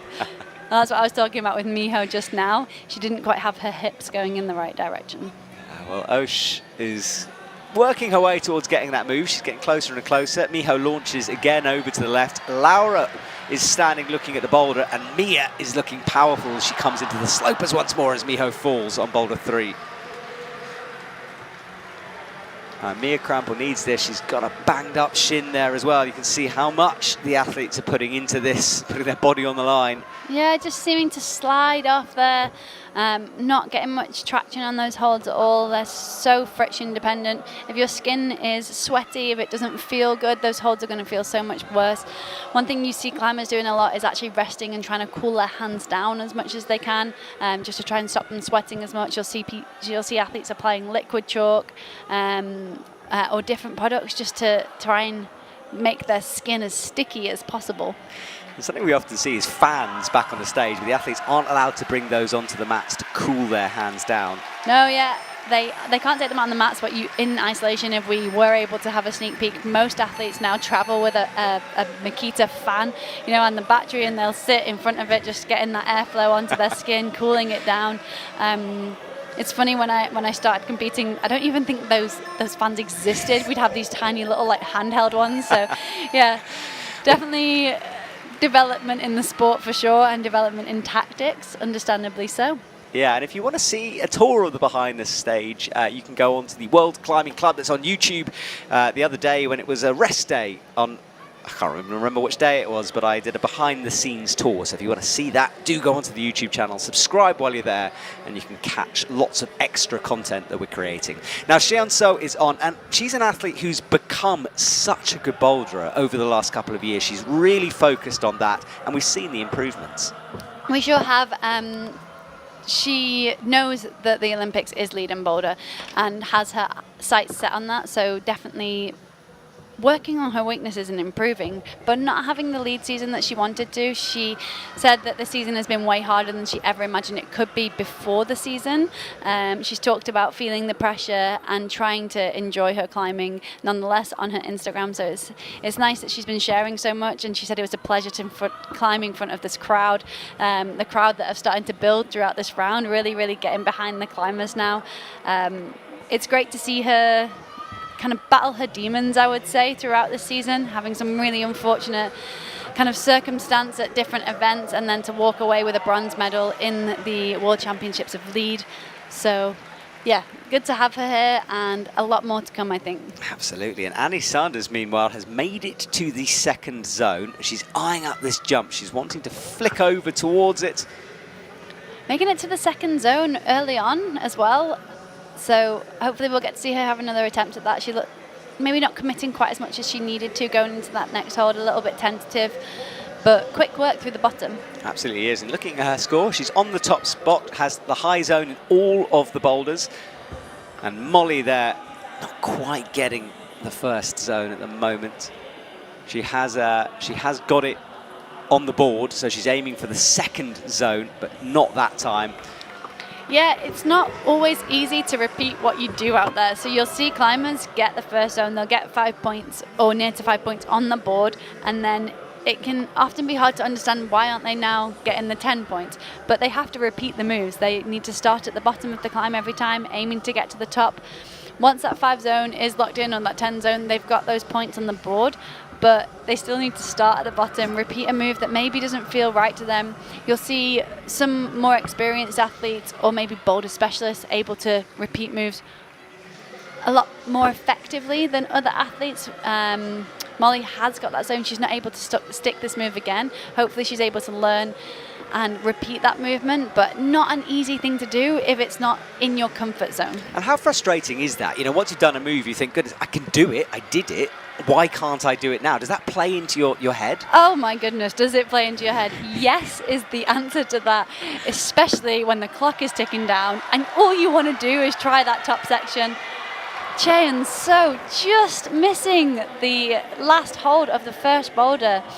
I thought we were going to see a top for a second there. I thought so too. She looks solid, but something pulling her down. And we're looking at, just watching on boulder 2. Yeah, it was okay. Natalia was just getting a brush. I thought there was a discussion going on. And Annie once more, and better. Much better. She turned her right hand, so she's undercutting, but with her hand turned there, so she could keep her body weight really nice and close to the wall, shoulders in, doing that move statically, which I maybe think the setters expected a bit more dynamic, but great adjustment from her. This could be massive for Annie Sanders if she gets this. Our first top of the morning. Annie Sanders gets that 25. Awesome from her. And boy, did the crowd want to hear that. See that. See that, They heard that. Yeah, they are applauding away. I think Annie wanted to hear it and the crowd wanted to see it. Exactly. Well, Annie leaves, so good work from her. Our first top. And Molly is still going. As is Shenso, as is Natalia Grossman. Better from Molly as she hits that 5. Now starts to swing back and forth. Quite quick foot sequence for her there. She's not using the first blue volume, which is interesting. I wonder maybe that would if that would maybe help her. She was close though, which you can see that she's getting straight back on. She knows it's possible for her, so straight back in. Yeah, she is, and the clock is ticking down though. 20 seconds to go. Shenso will have one last try at this final move. Natalia leaves. Sharon bumps the left hand, making space for the right. Right on the edge of that. Slaps in. She's got 4 seconds. Yeah. Can't get it done. Slapping up there. She didn't look like she had enough beans to make that method work. She's just being really pushed out from the wall by that black volume and kind of grappling almost with it. And not managing to get enough kind of stick to that hold in order to pull statically. So that's why she's throwing dynamically. Now, Zelia Avezou runs out, and I've loved watching her at this competition. Real confidence from her climbing. Her brother Sam as well in this competition. And you have an amazing fact about their mum, don't you? Yeah, I climbed in a Boulder World Cup final with their mum in 2012 in Chongqing in China. So it's great to see Cecile here as well as one of the French coaches. I can't imagine how nerve-wracking it must be to watch your child, let alone both of your children, competing in a World Championships, at a World Championships where there are Olympic spots on the line. Again, both Cecile and Sam are competing against such a stacked French field, so this event piling more pressure on them than some of the other athletes that are here. But you wouldn't know it watching Zelia climb. She had a beautiful boulder round, climbing so well on the slab and also so strong too. I think she'll have learnt a lot from that experience. She's such a young climber, and already into the 5 zone. I can't wait to see Frankie, your daughter, out there on the mats one day as well. She's already been brushing those boulders, so one day she'll be pulling on, I'm sure. And Zelia is quickly up into the first zone, eyeing up the second one now. Nice, powerful left hand, looks super sticky there with that move.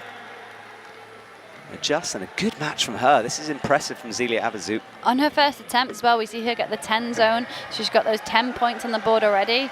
And she's nearing the last move. She needs to match in, and then we'll see either her go static or dynamic. She's looking around for a right hand there just to give a bit of compression. Comes into the match. You saw her right foot press into that roof. That's what held her on the wall there. Well, this is a flash, but can't make the reach over, and she comes down head in her hands. Head in her hands. I mean, you would if you just reached up for 25 points. It's different now. That point on the wall, you can see it. The athletes can see it. It suddenly means a lot more than just a top, I think. That's true, actually. Yeah, seeing those words, that 25, seems to mean something more somehow. Seeing them up so close and then get further away as you fall down, it must be hard. Oh, I can't even imagine. Right, Miho is looking at the foot. She brings the right through. Laura is on boulder 3, and Mia there on your screen comes down. It's difficult with the Slovenian and USA jerseys sometimes. They're quite similar, and I keep getting confused which nationality I'm looking at occasionally. Yeah, some years the athletes, the countries will have jerseys that are all different colours, which is great, but when they all wear the same colours, it's definitely a little tricky. A little bit. I should have thought of my eyes here. Right, Laura is looking at this. She's trying to work out which foot goes where, as is Miho. has a look at the clock just to check where she's at. Feels like the pace has changed slightly. Everyone's just taking a breath right now, which is needed after all the intensity we've seen this morning so far. Exactly. I'm exhausted. There's so much going on here, but it is so cool to watch. I mean, you can't look away at the moment. So if you're watching at work undercover, I pity you because there's some amazing things going on here. Mia is chalking up once more. And Miho makes sure that those footholds are clean, brushing everything. Mia sets herself again. Can't hit that shoulder mover. Looking a little confused there as she grabs the brush once more. Yeah, not looking to find a position that she's comfortable in. Maybe surprised at how bad those holds are. Understandably, they are really terrible. And also potentially thinking about what's to come in this round, what's to come later, maybe not wanting to give too much. Yeah, I think when you're just watching a boulder competition, getting through the boulder round is so savage, and you only get to do the next round if you get those tops, if you get those attempts. Whereas regardless of how they do in this round, they have a lead route coming later. So it's this isn't part of getting through to the next stage only. Yes, it is. It's super important, but energy conservation is also really important. Yeah, really good point. They have to climb again later. Right, Miho is in. Now, from this point, Annie looks solid. So, can Miho do the same? She bumps that left hand. She eyes up the final 25-point final hold. Gets it. She matches it. She will get the points. You can see that she wasn't overjoyed with that top. I think there's a lot of disappointment from that round for her. Only having one top, walking away with that one top is going to be a position Miho's not familiar with. Yes, she didn't make the Boulder semi-final here, but that's unusual for Miho. She is a Boulder World Cup gold medalist this year. I don't think we'll have been expecting to only get one top in this round. And also she doesn't know how hard the round's been. She doesn't know that she's got only one of two tops so far in the entire round, let alone just on that boulder. Yeah, exactly. She'll now get an opportunity when she leaves the stage. And you were saying the other day, I think we had upwards of 7,000 people in the arena, which is pretty incredible. Not quite there yet, but we will be by the time we get to finals. Yeah, all events that are ticketed entirely sold out. I think there's been an average of 8,000 maybe. I've got a note somewhere per event in the arena, which is cool to see. Everyone is very excited. I was at the IFSC board meeting yesterday. There was so much buzz around this event. A huge congratulations to the organisers and all the staff and to the volunteers. They've been absolutely amazing. They have. They are sleeping and living in a bunker system underneath the arena. So yeah, upwards of 8,000. That's incredible. Yeah, average of 8,000 per event, every single round. Crazy, isn't it? It's, and millions watching at home apparently. So exciting stuff for climbing. Natalia straight into the zone on her flash attempt. Wow, not even a minute gone on the clock. She seems like she's turned up again, and she means business. Hits that hold a little bit too low, now knows what the hold is. Turns straight for a brush, obviously didn't feel quite secure on that, but wow, that was fast. That was fast, yeah. And so those scores we said earlier, out of 100, remember. So Miho, the highest score at the moment, well, Miho and Annie with the same score, 53, sorry, not same score, I'm talking about 53.9 to 53.5. And a great show of why those attempts, so that 0.1 that is taken off per attempt, is super important to separate. We don't want ties. There is a complex document to explain what happens in the event of a tie, which we can come to if we need to. I have it ready to pull up should we need it, but we don't right now. Yeah, you sent that to me late last night, and it was good bedtime reading for me to check that through. So I'll leave you to work out the maths and explain that one. It's as you say, it's complicated. Thanks, Matt, thanks. Yeah, just throwing you in the deep end there. Right, Jessie Pills, we haven't really said anything about her. She's on Boulder 1. A couple attempts in. Chen So is in the shoulder move of the first zone. And Molly has her hands on her hips and just trying to figure this out. Laser focused on the first few holds. Yeah, Jessie competed in the lead final, 8th place in Boulder, so not far out of the Boulder final either. She said she's not going to lie, she hoped for a better result in lead, and her performance was just not strong enough on the final route.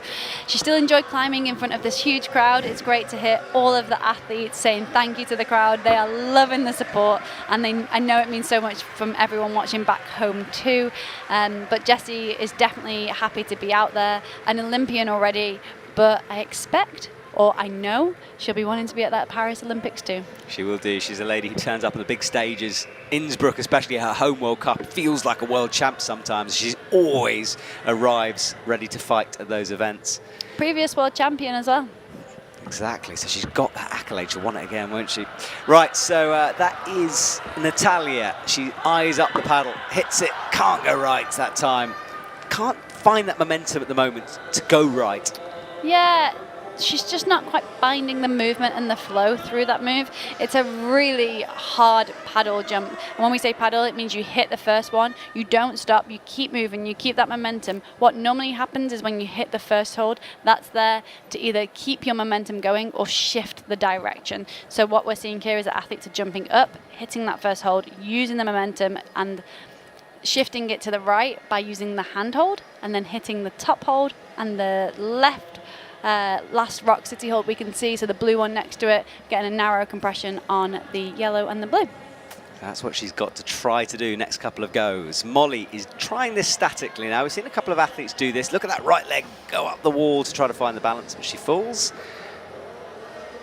And it's interesting at the beginning, we had lots of athletes throwing themselves at the wall. As perhaps we've hit some of the more experienced people who are figuring out the beta, we're seeing more resting as they more quickly work out a boulder. Yeah, maybe as well I talked a lot yesterday about, not yesterday, the other day when we were on the Boulder rounds about how the crowd changes, and in the lead as well, how the crowd changes throughout a round. So when the earlier athletes are coming out, there's a bit more tension, there's a lot of uncertainty, both for the athletes on the wall and for the crowd, maybe less experienced athletes, although we're seeing such a mixed field here. So it does tend to change the pace of things as athletes start to get more information from the crowd and what's going on around them, and you see different athletes with different strengths and weaknesses on the boulders. Yeah, and Jessie there was super biceppy. She pulls up on that left arm. Strong stuff from her. She's close towards the top. Can someone hit this first boulder? No one has yet. Matches. She's going to run out of time, though. She's just slipping straight off there. Hopefully we've got some athletes coming with sticky hands. Yeah, but of course, as the more people come in, the temperature in the arena rises, and Oriane Bertone is in the background getting ready. She's about to run out onto the mat, and Oriane, well, what a year that young athlete is happening. She won a gold medal in Prague. Incredible to see, beating Janja Garnbret on her return to comp climbing, and she's one of those who, if we were going to write a list of potential favourites for an Olympic place, Oriane would be on that list, I think, somewhere. I think you'd be a fool not to put her on that list, definitely. I do think anything can happen, especially at events like this, especially with athletes coming from such strong nations with so much competition. So the pressure is on her shoulders. Oriane, actually too young to compete at the previous Olympics. She's 18 years old, so some of the athletes here weren't old enough to compete in the selection events, which is quite an interesting fact. You know, we're seeing athletes, 16, Annie Sanders, she was definitely too young to compete, but even Oriane at 18, with the Olympics being a few years ago now. So yeah, there's a whole new generation of athletes that Oriane is part of that are just stepping the game up, that are challenging athletes like Janja Garnbret. And Oriane wrote some beautiful words about competing in Boulder finals the other night on her Instagram. I would recommend you go and read them. She's incredibly good at writing and communicating about how it feels just to be out on that stage. And she loves the cheering. She loves athletes getting behind her, as the crowd are about to right now. Yeah, strong, hits it with two fingers and makes the match, and that's a flash for Oriane Bertone, the first one to do it. And as you were talking, I was watching the first move she made, the cut loose, and just looked ridiculously good on it. No issues holding that. No issues holding on. She was smooth, she was controlled, she was decisive, and she was fast too. So she didn't spend long on the holds. On holds like that, so the slope is at the top, the longer you're hanging around on them, the more sweaty you're getting, the harder it's going to be to hold on. So efficient climbing from her, really really mature athlete, knows her body well, and yeah, great to see a first top on that boulder. I think that will confirm what the route setters hoped for that boulder. I think they wanted to see a few more tops going on there, so it's nice to see Oriane sort of pull through those moves. Yeah, definitely they were looking for more tops, so unfortunate not to see that, but again, not necessarily a bad thing. Good to test the athletes. They're getting high up. We're seeing a lot of climbing, a lot of action. No one stopper move. No. Yes, some athletes falling off the top move, but trying it in different ways. And Oriane just proving that it is possible. Exactly. I mean, separation is what we want. And looking at those scores, there's good separation. Although it's low scoring, it's going to be a very exciting lead round later on if it stays like that. So we'll have to see. Some more names to come, though, in a minute. Many more names to come. Well, not many, but definitely some more names to come. And it feels like many because we've still got athletes to see throughout their entire round. Exactly, yeah. Brooke Raboutou, Mori and Janja Garnbret have yet to enter the arena. They will be out next. And we do have 21 athletes in this event. Normally it would be 20, but 21 due to a tie. There we go. Thank you, Shauna. Yeah, we've had a few ties going on. We had a massive lead specialism. We had a lead round the other day, a final with 10 men and 9 women in it. So that was a big one. Unusual to see that many athletes, normally 8, and unusual to have ties in both the men and the women, but what a round it made for. It did indeed, yeah, lots of action there. Go and check that out. All the highlights on YouTube if you can't see the broadcast. Right, Mia on this jump. See if she can get it this time. She looks towards that blocked hole just to check it. Goes down and wiping sweat off with the right hand. One-handed, try to maybe catch underneath or something. I think she will be very surprised at how bad that hold just felt. You can see her walking to the right now. She looks up, shook her head, going, oh, okay, that's not a good hold. She hit it with one hand, I expect, thinking, I can hold that, I can stick it. Now she has that information. She knows what that hold feels like. We'll probably make a big adjustment and I think try the paddle. I think she'll have gained a lot of knowledge from that attempt and change her approach. I'm looking at Annie Sanders in the audience on the right of our commentary box. Huge smile on her face. She's currently sitting in second position, so good score, 53.5. Laura, we see her now try to go low, try to kind of beat her break, so do something different that the route setters may not have even thought of. She slips, but it looks like she's going to try that again. She looked quite excited by it, but similar to Jain, who tried this within her last minute, not a lot of time, a really awkward position to be in, and quite delicate climbing to not touch the mat. So if she does touch the mat, she will be called off. She'll have to stop climbing. Getting some progress here, though. 11 seconds on the clock. It's great that she's able to get it to that 10 zone. Made this work for her. That was so cool to see. You could see how excited she was to figure out something different. Comes up and oh, she would have got that if she had just done it earlier. We've seen 2 athletes get up there. We've seen 2 athletes top it. So it's unfortunate for her that clock started ticking down. Really clever climbing for her to try and figure out a different way. And I think the route setters will be quite surprised by that. Not that they should be, because we always try and think of a different method.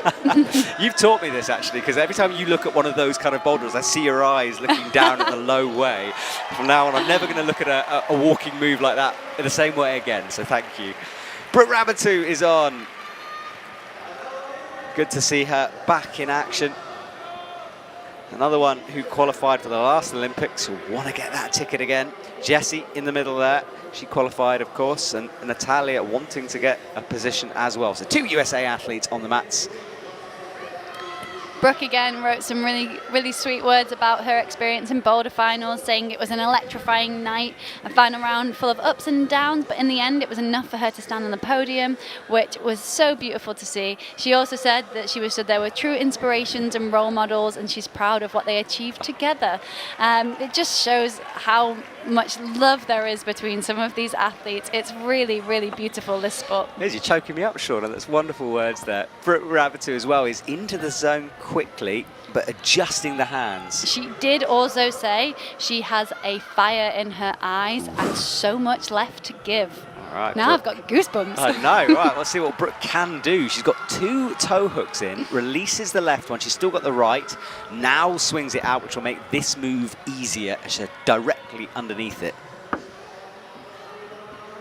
Leaves the crimp finally, moves to the sloper. And a heel around the edge, we haven't seen too much of that. We haven't. She just did that to bump her hand round. She's got her hand round the edge. She's opting to go quite high here. I think we'll see her drop back down, unless she can make this work. Yeah, clever heel in order to make that move back down. Clever for the match, but maybe not going to help her out on this next section. So you could see that heel, it helped to come into the match, but then her hips and her weight were so far shifted to the right. She's on a really bad hold. She can't take the heel out. I think she's going to need to do that match without the heel in, so then she can step her left foot across, which is the hardest foot move of this boulder. Quite a tricky move to do, especially when you're not on a very good hold, and it won't work with the heel round because it's just too far away. Yeah, I think she'll change it up for the next go. Shen So is onto this nasty jump though. She eyes it up, chalks up, sets herself, and again, trying to pause that momentum a bit, but nearly made it work statically. Yeah, nearly made it work statically, and also a really strong jump. She got really, really high up. If she can start to transition that, so it looked like she didn't try to transition it then, but it looked like she could. So an exciting attempt for her. I hope she's seen that paddle is what is to come, so she needs to start shifting that weight to the right, hitting those two holds at the end at the same time. But impressive climbing from Jain when this isn't her favourite style. A little slip from Brooke there. Not something we're used to seeing, but I'm sure she's able to compose herself and try again. But Jain already back on, and really impressive climbing through the start. Just again, a little slip there. It's almost like when the athletes are doing good progress, both Brooke and Jain kind of having a slip low down. I do think your mind tends to be on the upper moves, and that's why we see athletes slip. I don't think it's a learning thing necessarily. They both seem comfortable in what they're trying to do, but yeah, just a little distracted maybe. Absolutely, and Oceana Mackenzie is under appeal for the high zone on Boulder Fort, so we'll let you know what goes on with that. And Jessie is on the power move. Brooke much better this time in terms of body position. Yeah, we're not seeing her go to the arete. Almost a bit of a red herring, that arete over there. Nice to see her make that big adjustment and stay really centered this time. Yeah, she floats that right foot backwards to hold the balance, trying to do something with the right toe, wants a foothold to make this match somehow, but I think she just needs to commit to it. Slaps in, and the difference between Oriane's method and that, you can see now how positive Oriane was with those moves, and easier when you're moving quickly a little. Much more confident. Also, Brooke knows Oriane just did that boulder, I think, because she was behind the wall setting up for her attempt. So the pressure is different for Brooke than what it was for Oriane. The crowd also know it's possible, so things have changed a little bit. Brooke maybe had headphones on and was in her own world, and you tend to go between different isolations after your boulder, so Oriane potentially wouldn't have walked back into ISO really quickly, but sometimes that's the case where you are only in one isolation. So we don't know if Brooke has the added pressure of knowing Oriane did it. I expect she will, which does change things. Yeah, absolutely. You've got it in your head, haven't you? Natalia tried a very fast method on her last attempt there. Everyone else going slower over to the left. Natalia called it. Brooke, no send for her. A little surprising with Brooke, actually, after the boulder round that she's had, the boulder event that she's had coming into this with a silver medal. Potentially would have been expecting Brooke to top that one. It's supposed to be our easier boulder. We have only seen the one top of it though, so yeah, maybe a little surprising. Yeah, we'll have to see. The pressure does strange things as well, of course, and we talked about that earlier on. Everything is heightened for this event. And the media coverage as well. I've never seen so many cameras in an arena, so many things being created and made. Right, Aimori comes on. Now, she won the lead competition earlier on in the week, beating Janja Garnbret, both athletes topping out the route, but I winning due to countback. And what a performance that was from her. It really was, and great to see a huge smile on her face after that. It was so fun to interview her, and for her to kind of give us so much emotion and to see how much it really did mean to her. I know Ai has been working a lot on her bouldering and on her anti-style, I would say, so what she doesn't feel comfortable with. She hasn't seen the toe hook just yet, so she's crossed over to the 5 zone here, which is really slopey. I'm not sure she can make that work, unfortunately, but seeming to adjust now. And not got the toe hook in again yet, but I think she'll try and kick it in. It's much harder to do it this way, to put the toe hook in after. Yeah, we see a slip there. The adjustment that hope she makes is to put that toe hook in early before going up to the 5 zone. Almost got like sucked into the climbing and not the movements and the positions required to make the moves work. Yeah, exactly. Doing things a little differently sometimes as well. I can't wait to see her on Boulder 4, see if she breaks the beater, because she often tries things like that. Mia Krampel is doing the more traditional way across, different from how Laura did it. Yeah, the expected method from the route setters. She hits the 10 zone quite statically though, using a compression between the 2 middle volumes, not having to stab her foot out left. Clever climbing from Mia here. Indeed, and Oceana Mackenzie's repeal has been ejected, so her score stands as it was. And we watch Oriane resting there, sitting on her heels on the mat, and Zelia Avezou as well gets the big jump up, nearly hits it. That's interesting. So she opted to hit the paddle and then tried to do a shoulder. I'm not convinced that'll work. I can see why she tried it. It's a good hold, the right hand that she hit, but because the left hand, so the paddle hold, the hold you're first jumping up to, is so bad, I don't think she can create opposition between those 2 holds. So maybe we'll see her try that again, but I expect she'll change it up and go 2 hands to the top 2 holds this time. But definitely an athlete that can top this boulder. Can indeed. So exciting here as we near the last parts of our competition. Oriane holding the shoulder, but not the swing. Not looking comfortable in that position, maybe quite surprising. I think for the route setters probably watching, they were hoping for multiple tops on this boulder, maybe just 2, but definitely they were hoping for at least 2. So Oriane would be someone you'd be looking at on a style like this. So to see her struggling on the first move is surprising. Again, these holds do change throughout the round. It's part of the sport, unfortunately. Zelia not quite getting the height on boulder 3 there, so that's why I think she's trying to hit that shoulder, because when she hits the paddle, she's not bending her arm, she's not pulling on that hold, so therefore her hips don't continue moving upwards and to the right. It'd be interesting to know if she could get more power from her legs, or if that hold just feels too bad to be able to pull on now. There's something we hear. Oh, look at Mia here. She's going nice and slowly over, crossing that right foot, trying to work it out, gets the left in now. And slow and steady seems to be the best way to do this move, rather than popping and holding the barn door. Yeah, it would be great to see a top from Mia here. We haven't seen many tops this round, and we haven't seen many people falter on this last move, so it's interesting to see her struggle. She's got the really strong body position throughout the start, and then just kind of losing it towards the end. Right, Zelia sets up once more for this paddle, hits it, goes to the shoulder again, and you're right, I mean, holding that, considering how hard the purple is, as we see Aimori go up, yeah, holding that shoulder would be a big ask for her. A huge ask, yeah. She is slowing it down. There's a moment of pause, so I can see why she's trying it again and again, because it potentially feels like it might work for her. I don't think we're going to see her change it up. I think she will try the same thing again because of that moment of pause, but a huge ask for her to stick that, like you said. She's flowing through the bottom, though, has that absolutely dialed as she gets set up on the far right of your middle screen. Mia Krampel again goes for this. Will she go quickly? She does. You can see just losing that body position. Her shoulders were really far to the left. She was quite far out from the wall. Weight wasn't going through the foot.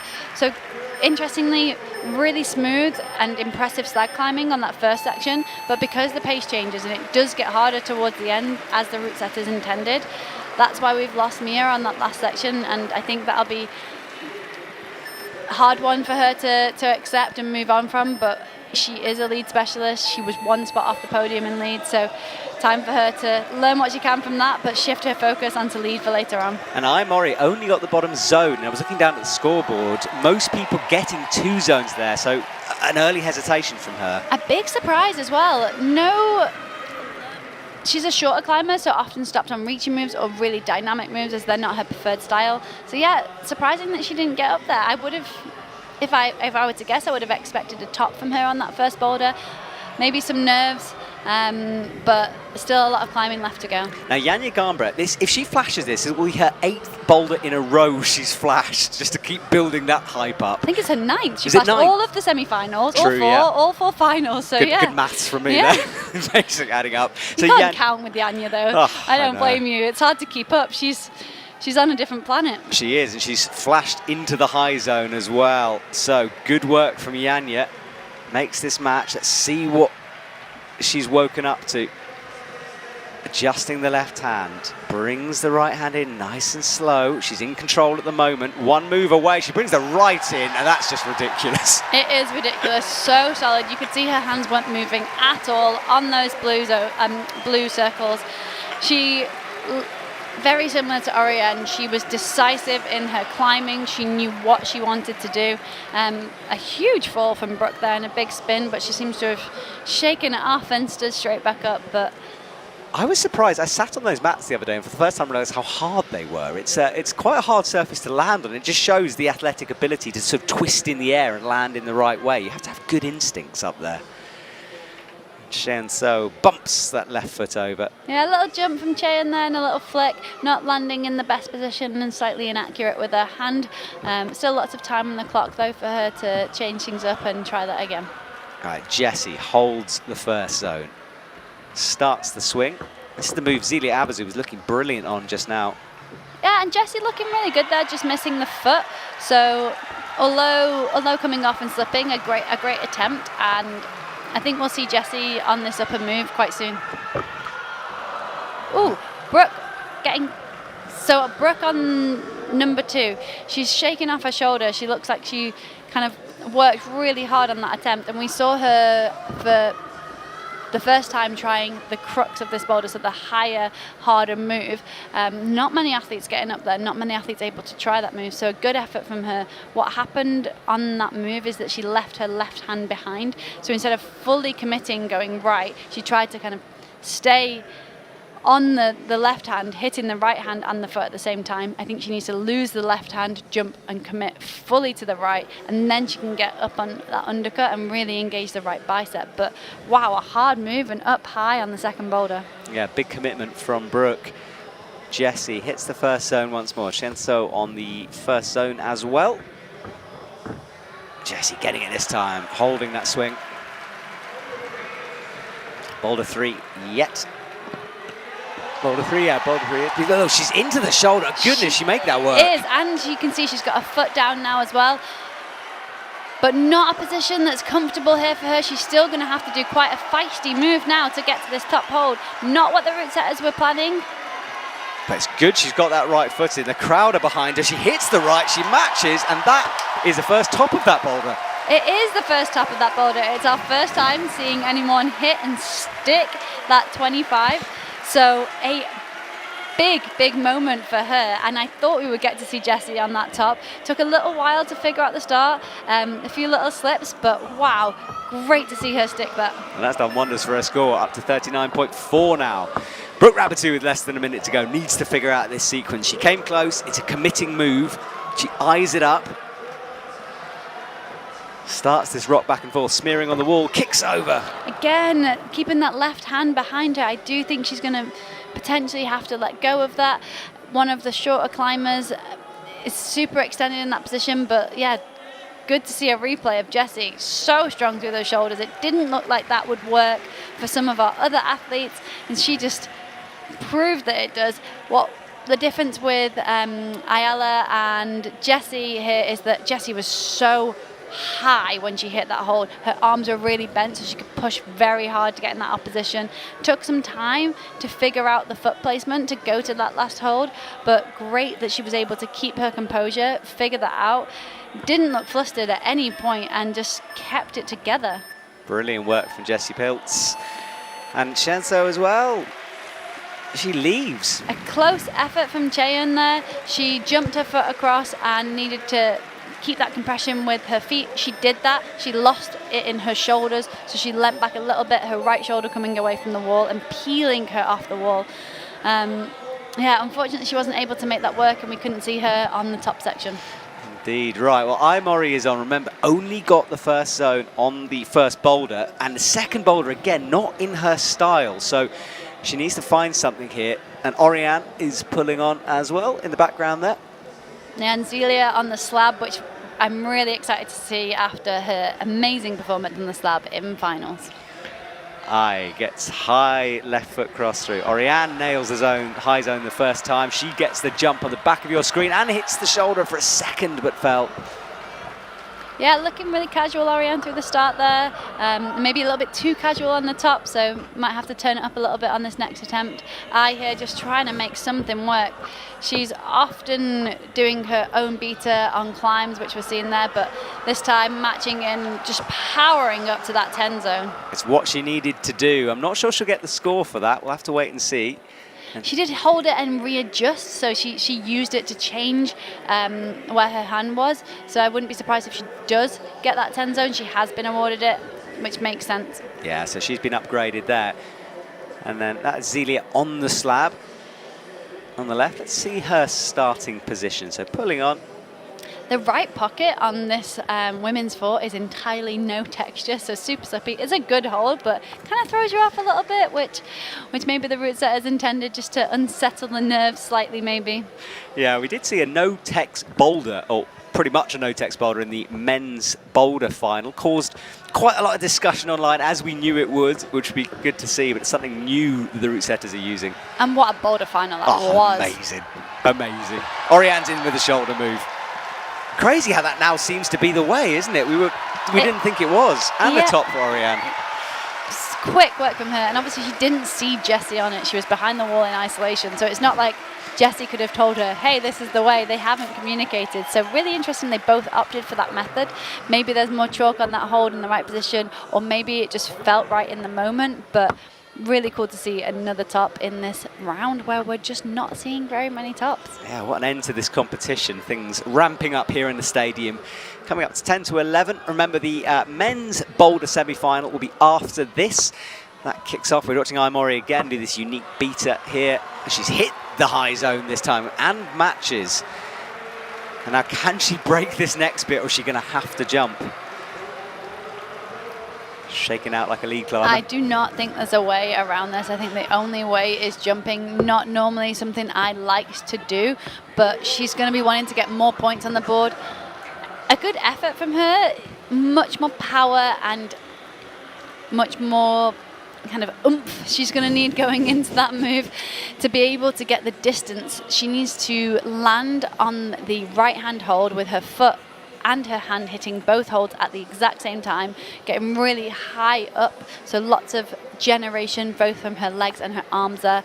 It's going to be a tricky move for I because, like I said, it's not her favourite style, but good that she's got that 10 zone and still 2 boulders to go for her in this round. Exactly, so I stepping things up as she needed to do. Zelia Avezou on the slab and holds it this time.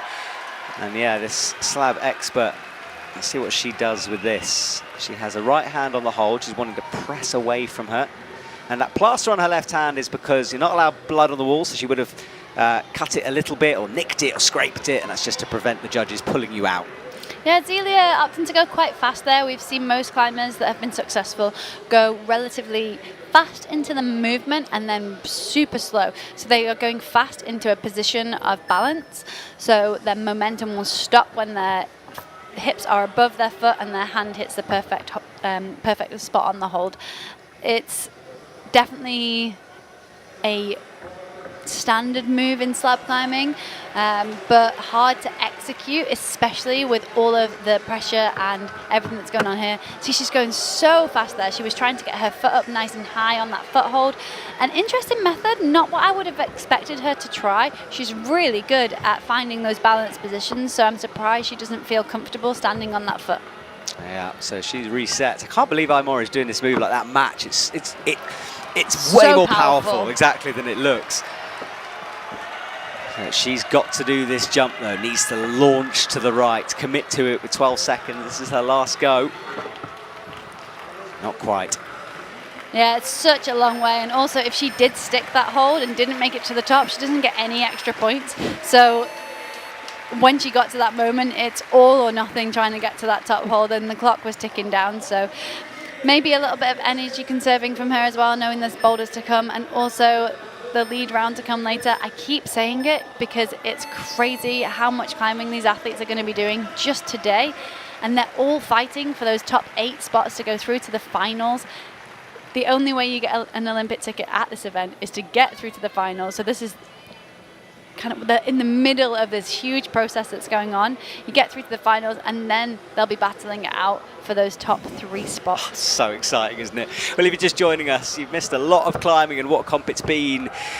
My name's Matt Groom, and Shauna Coxey next to me in the commentary box as we call the last bit of action. And Janja finally drops a boulder. I feel like that's a moment in this competition. It sounds a little harsh if you are just joining us, because we say Janja finally falls off, because she has flashed every boulder in the Boulder World Championships of semi-finals and finals. So to see her make a slip is unusual and surprising, but she's straight back up there and into the 10 zone this time. Yeah, she won't care. It's just us, the stats people, enjoying her flashes there, but she's easily now into the high zone.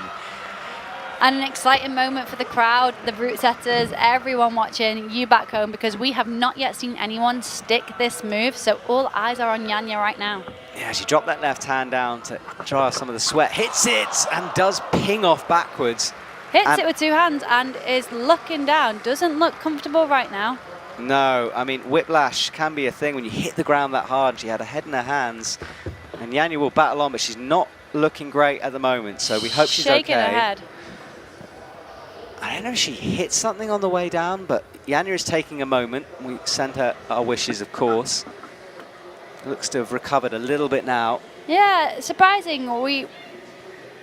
It's not normal to see athletes kind of have big injuries out on the mats. Janja standing back up. She seems to be composed. She seems to be okay. She may have a little whiplash from that fall. It's a big fall. She could have also hit her head on her knee, for example. There's quite a lot that could have happened there. Hard to know. She's pulling back on, kind of moving her head from side to side, so we hope it's okay. But on the screen right now, on the big screen, we've got Brooke Raboutou setting up for the paddle. Went one hand, went for a method that I thought maybe some of the taller climbers would try. She is one of the shorter climbers. I hope she tries the paddle next, because I don't think that move's possible like that, but Janja, someone who can, Brooke, someone who can prove us wrong, and what a recovery from Janja Garnbret right there. That takes serious guts, and you can see she is still struggling, but to come back, pull through, and say goodbye to the crowd like that, I think she maybe did hit her head. She keeps holding it like she banged it, so I hope she's okay there.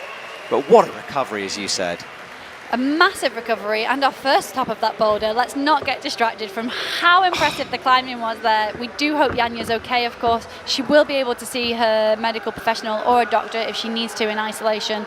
They aren't allowed to share any details of the climbs, but they can medically treat her, so I expect she'll be seeing someone right now. So yeah, we are thinking of Janja, but eyes on to Brooke as she tries boulder number 3, and then Jessie as she tries boulder number 4, her last boulder of the round. Yeah, things slowing down here a little bit as athletes get boulders done quicker, and of course we have less athletes. We've said goodbye to boulder 1 by now, and Jessie has got just a thumb underneath, a thundercling or thumb scrag. Our first close look of that 5 zone on the slab there, and I said earlier it was teeny tiny, I think, and it really is. You're pushing with the thumb, like kind of almost a thumb cut, as people have called it, a thumb sprag.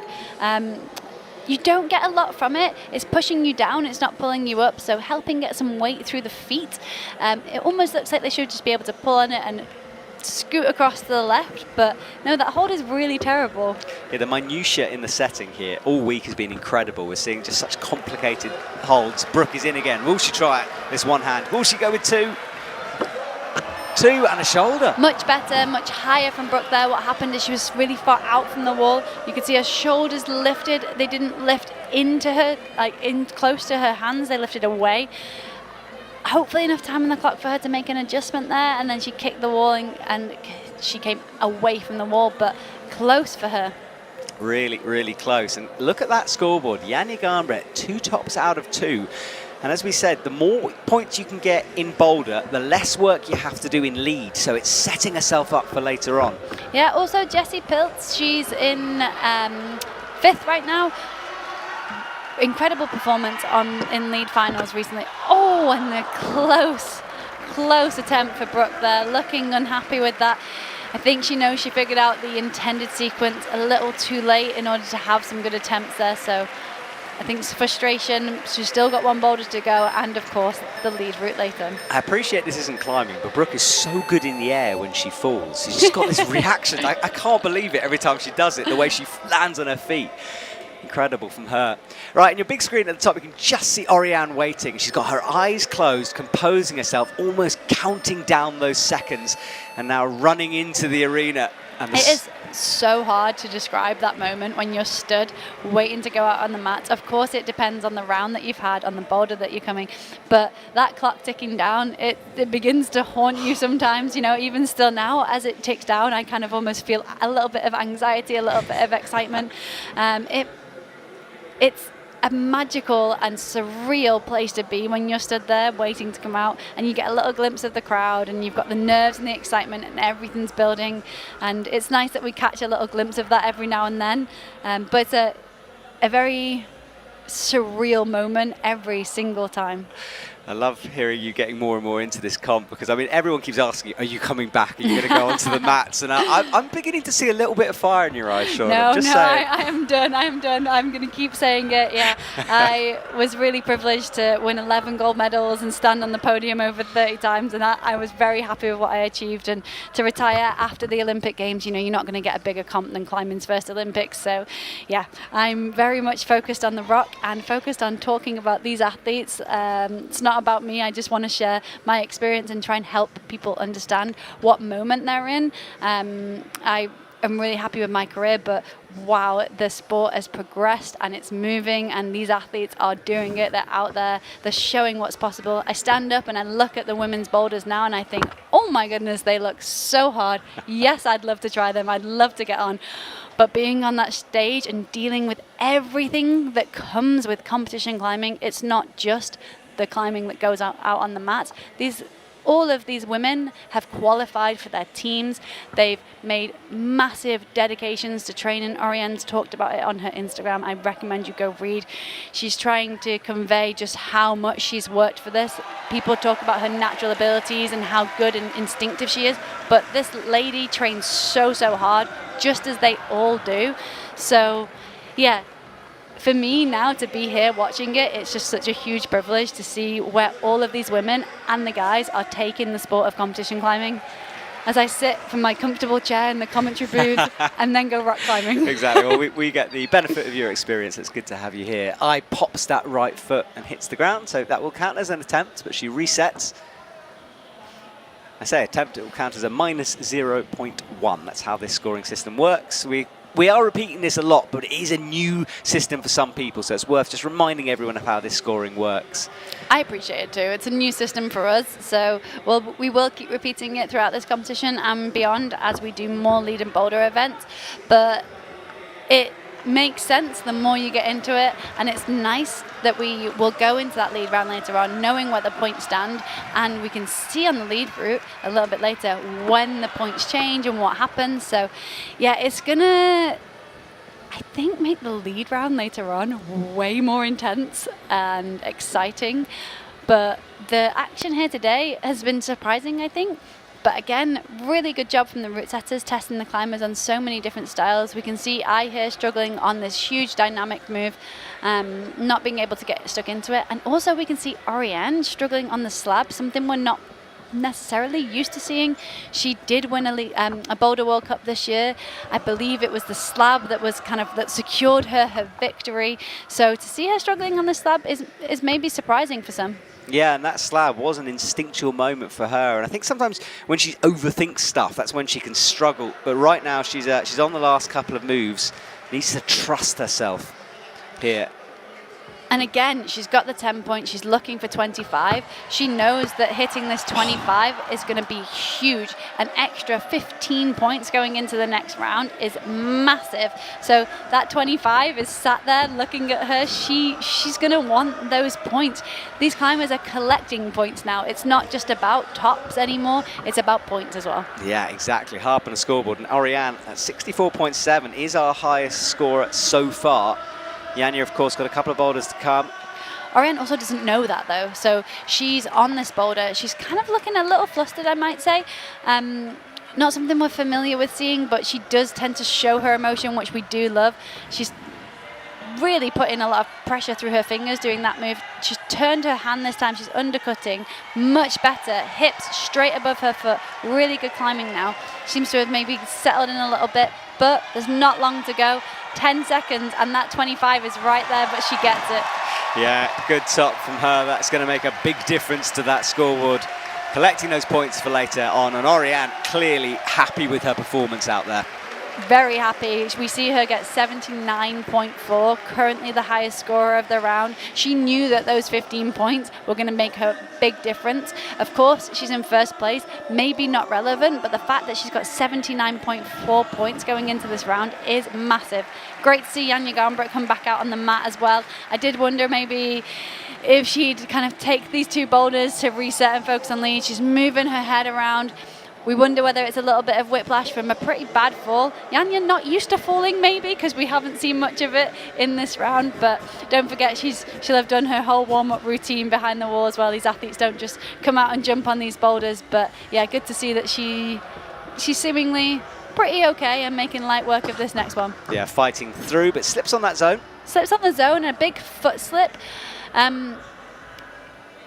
She hit the hands perfectly then, but didn't hit the foot, I think, the way she wanted to, so we saw it slip.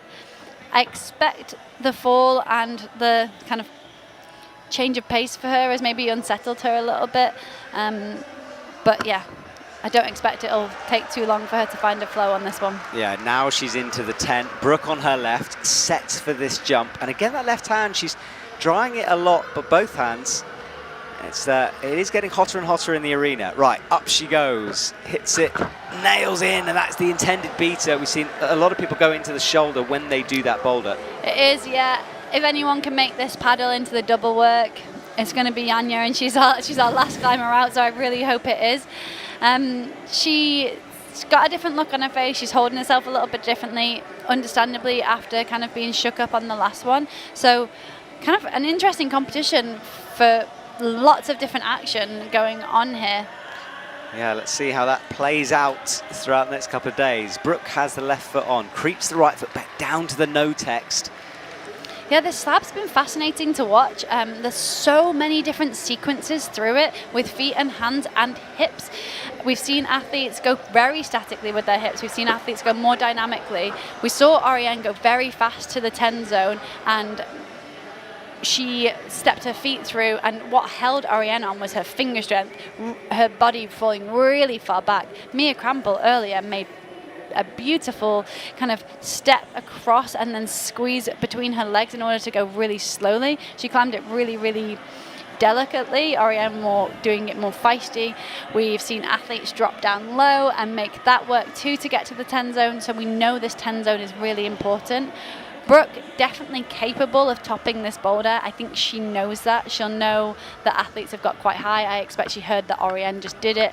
So the pressure is on, and it's going to be playing on her mind, I expect. It is. And gutsy from Janja. She gets it in, and that will do a world of good for her confidence after that nasty fall. Brilliant from her. Very gutsy, but no reaction to the crowd when she hit that top hold. Janja's in a different headspace to what we've seen, I would say, this entire season. She did drop down. She did give the crowd a little wave. She's given them something. To be Janja Garnbret must be an incredibly hard job. I don't envy her. There's a lot of pressure on her shoulders. Olympic gold medalist, world champion, overall World Cup winner. She won a gold medal in Boulder here. She won a silver medal in lead after topping the lead group.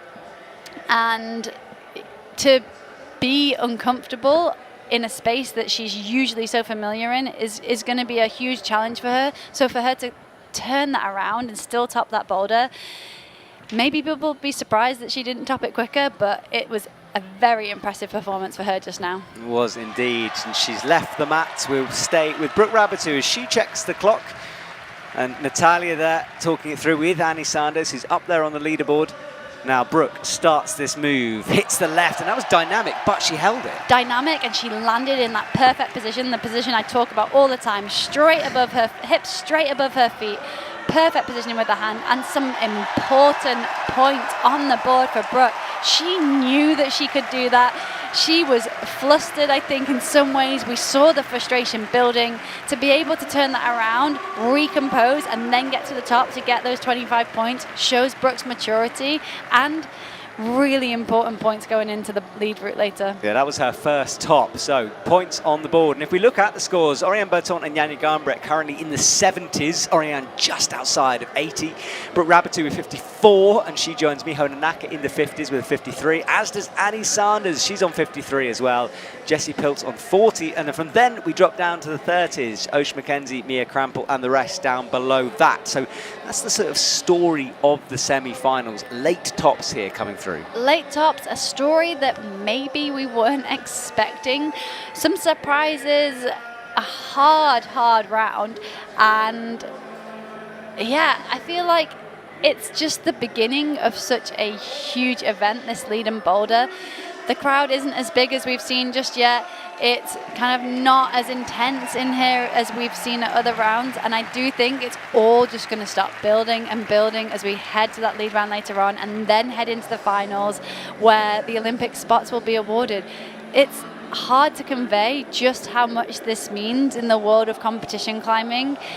Even as an Olympian, having been through this, having lived the intensity of what this event means, I qualified at the World Championships ahead of the last Olympics, and it was just so overwhelming. There's so many emotions floating around, and what these athletes are capable of doing in this circumstance, under this pressure, is just so very, very impressive. Exactly, yeah, they're keeping it together. Now, I can't wait to see Imori on this boulder, because I'm wanting to see if she does that beta break, goes low, but she's looking good at the moment. Really Gets impressive. the leftover. A little foot hop, using the height that she's got. She's a shorter climber, but she knows her body so well, climbing so smoothly through that, not needing to even consider going down low. I believe this is her first attempt, so hitting that 10 zone.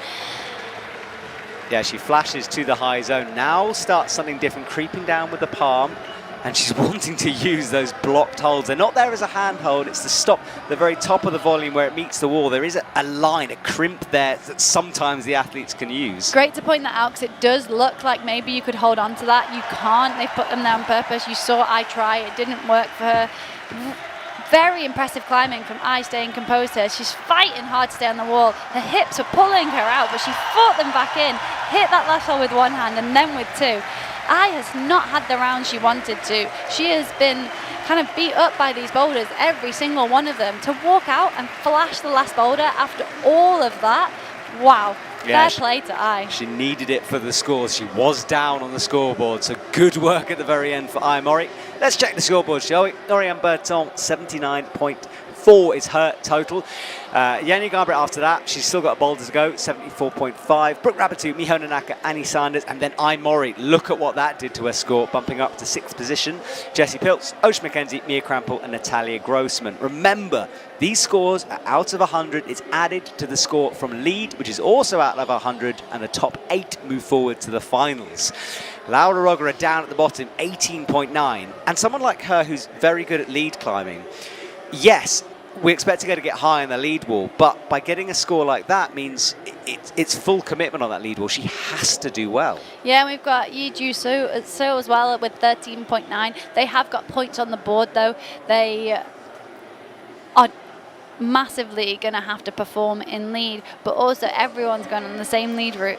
Suddenly it's out of their hands a little bit, because you don't know how everyone's going to perform in lead. So the fact that they do have a low scoring boulder round is significant, but there are many athletes with a low scoring boulder round as well, and anything can happen. We can have low slips on lead, we could have a low crutch that sees people fall off.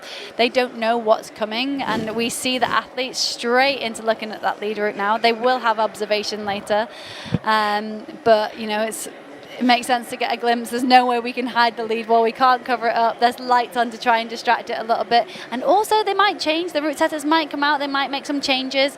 So that lead route doesn't necessarily mean that it's the one they're going to be on. Although with the setup for this event, I expect it might be. It's going to be similar, isn't it? I have seen route setters switch, whether it says men's and women's at the bottom around, to try and trick people. So I hope the athletes are reading both. They haven't got a men's and women's sign on the lead routes right now, but they have got a few little signs on to suggest where the points might change. I think we'll leave the explanation for that for a little bit later on, because it feels like we're still trying to understand the boulder. But we see Molly Thompson-Smith also with the binoculars out. Yeah, one of my favourite games is try to work out which is the men's and which is the women's routes before they put those signs on. And it's hard to tell. Hard. We've spoken to route setters previously, and there's the men's route is often maybe a grade or two harder sometimes, but not much. And at times in certain lead World Cups, they've been very similar grades. I reckon I'm 50-50 on guessing, put it like that. Ooh. It's difficult to tell. It really is. And the same for when we've had Boulder events previously. We've actually in some World Cups seen many years ago now, seen them reuse a men's boulder qualification in the women's qualification, which I thought was quite cool. Kind of at an advantage, obviously, if you've been to watch the qualification round of the men, and if some women hadn't.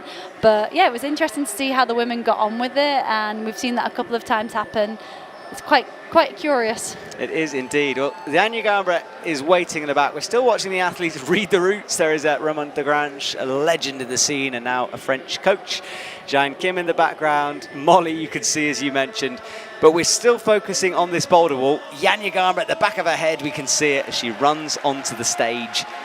And she's taking on her next boulder here, this last slab. Yeah, our last climber on our last gosh, it is, boulder. Isn't it? It has gone quick. I looked at the broadcast schedule and I sort of had a deep breath this morning, but moving through this competition.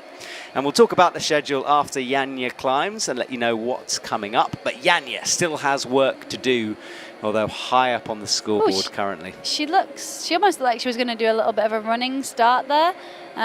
She needs to step her foot backwards. Has maybe not seen that actually. I don't think she has. I don't think she's seen that tape. Not a mistake we're familiar with seeing Janja make. The judge is now coming up. She's going to tell her. Yeah, so the athletes have to start with a limb on every single hole that the green tape goes to. So 2 green tapes at the starting hole, therefore 2 limbs. Great to see a big smile from Janja there. She realises her mistake. Yeah, even the very best, the most experienced could do that sometimes. And Janja, as we said, perhaps a little out of sorts at the moment because she had that fall, but she's done so well to recover. And this slab, less committing in terms of big falls, so one that might allow her to settle back down into the comp. Yeah, but we did see athletes like Oriane, who's usually incredibly strong on a slab. She struggled at first and then managed to figure out her way through it, which was a really impressive climbing from her and so many of the other athletes. We've seen some athletes make light work of this start. We know there are lots of different options in the way you can move through this, both in movement style and in sequence of holds. So not an obvious one. I expect Janja was very relieved when the judge came and told her that there was an extra hold to start, making it a lot easier. A big smile on her face, knowing that it was a little slip up from her there, but probably quite relieved that it's a lot easier to pull on. The crowd getting behind her now. I think everyone knows this isn't the Janja we're used to seeing, but she's so high up in the scores already, and she has time to recover ahead of the lead round. So maybe just kind of climbing because she can right now. It doesn't seem to be like she's looking for a top here. I think Janja wants to top every boulder that she comes out to, but also her health will come first. So maybe holding back a little bit. It does seem like we're not seeing the Janja that we're used to seeing right now. Yeah, she's got that kind of shrug where she's it seems like she's just thinking, well, it's one of those rounds, one of those days, trying to bring that right foot down. It's no text that she's standing on risky. Hits the 10 for a second, but it won't count. And yeah, Janja just looking not quite Janja-esque, as you were saying. When I interviewed her after the Boulder World Championships, she said today she was her best Janja. She was the Janja she wants to be, and I feel like that's not the Janja we're seeing right now. But I do think it's important to remember this is the qualification. Well, this is the semi-finals, of the lead and boulder event. We've had the qualification, which was the Boulder World Championships and the Lead World Championships, so we're in the semi-finals right now.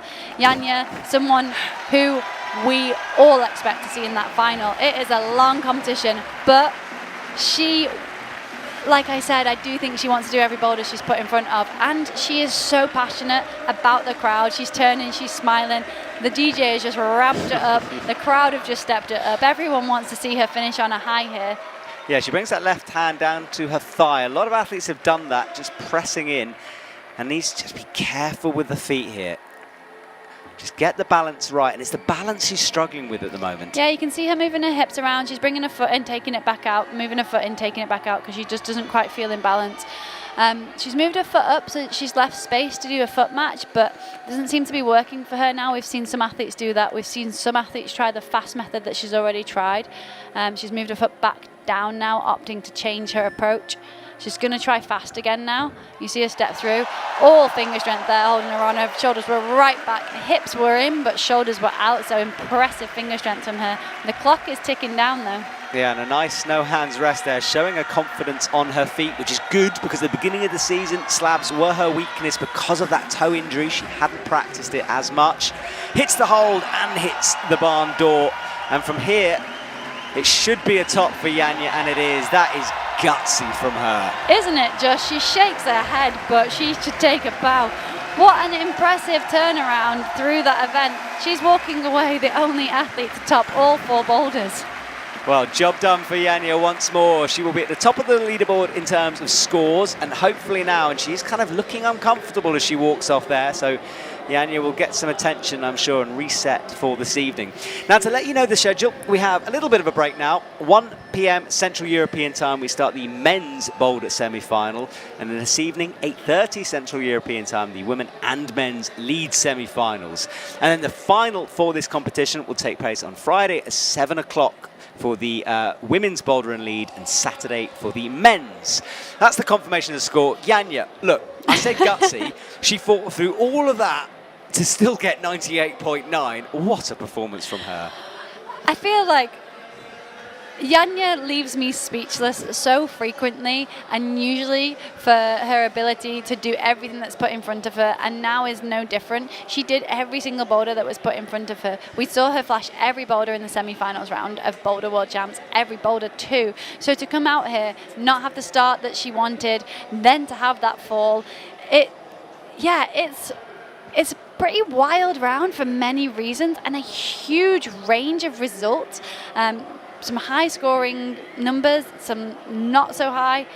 It shows how much this lead route is really going to count for those top 8 going through to the finals. All right, well, all to play for the women's. We will return in about an hour and a half for the men's boulder semi-final. Join myself and Shauna Coxey for all of that action, and we will see you very soon. See you soon.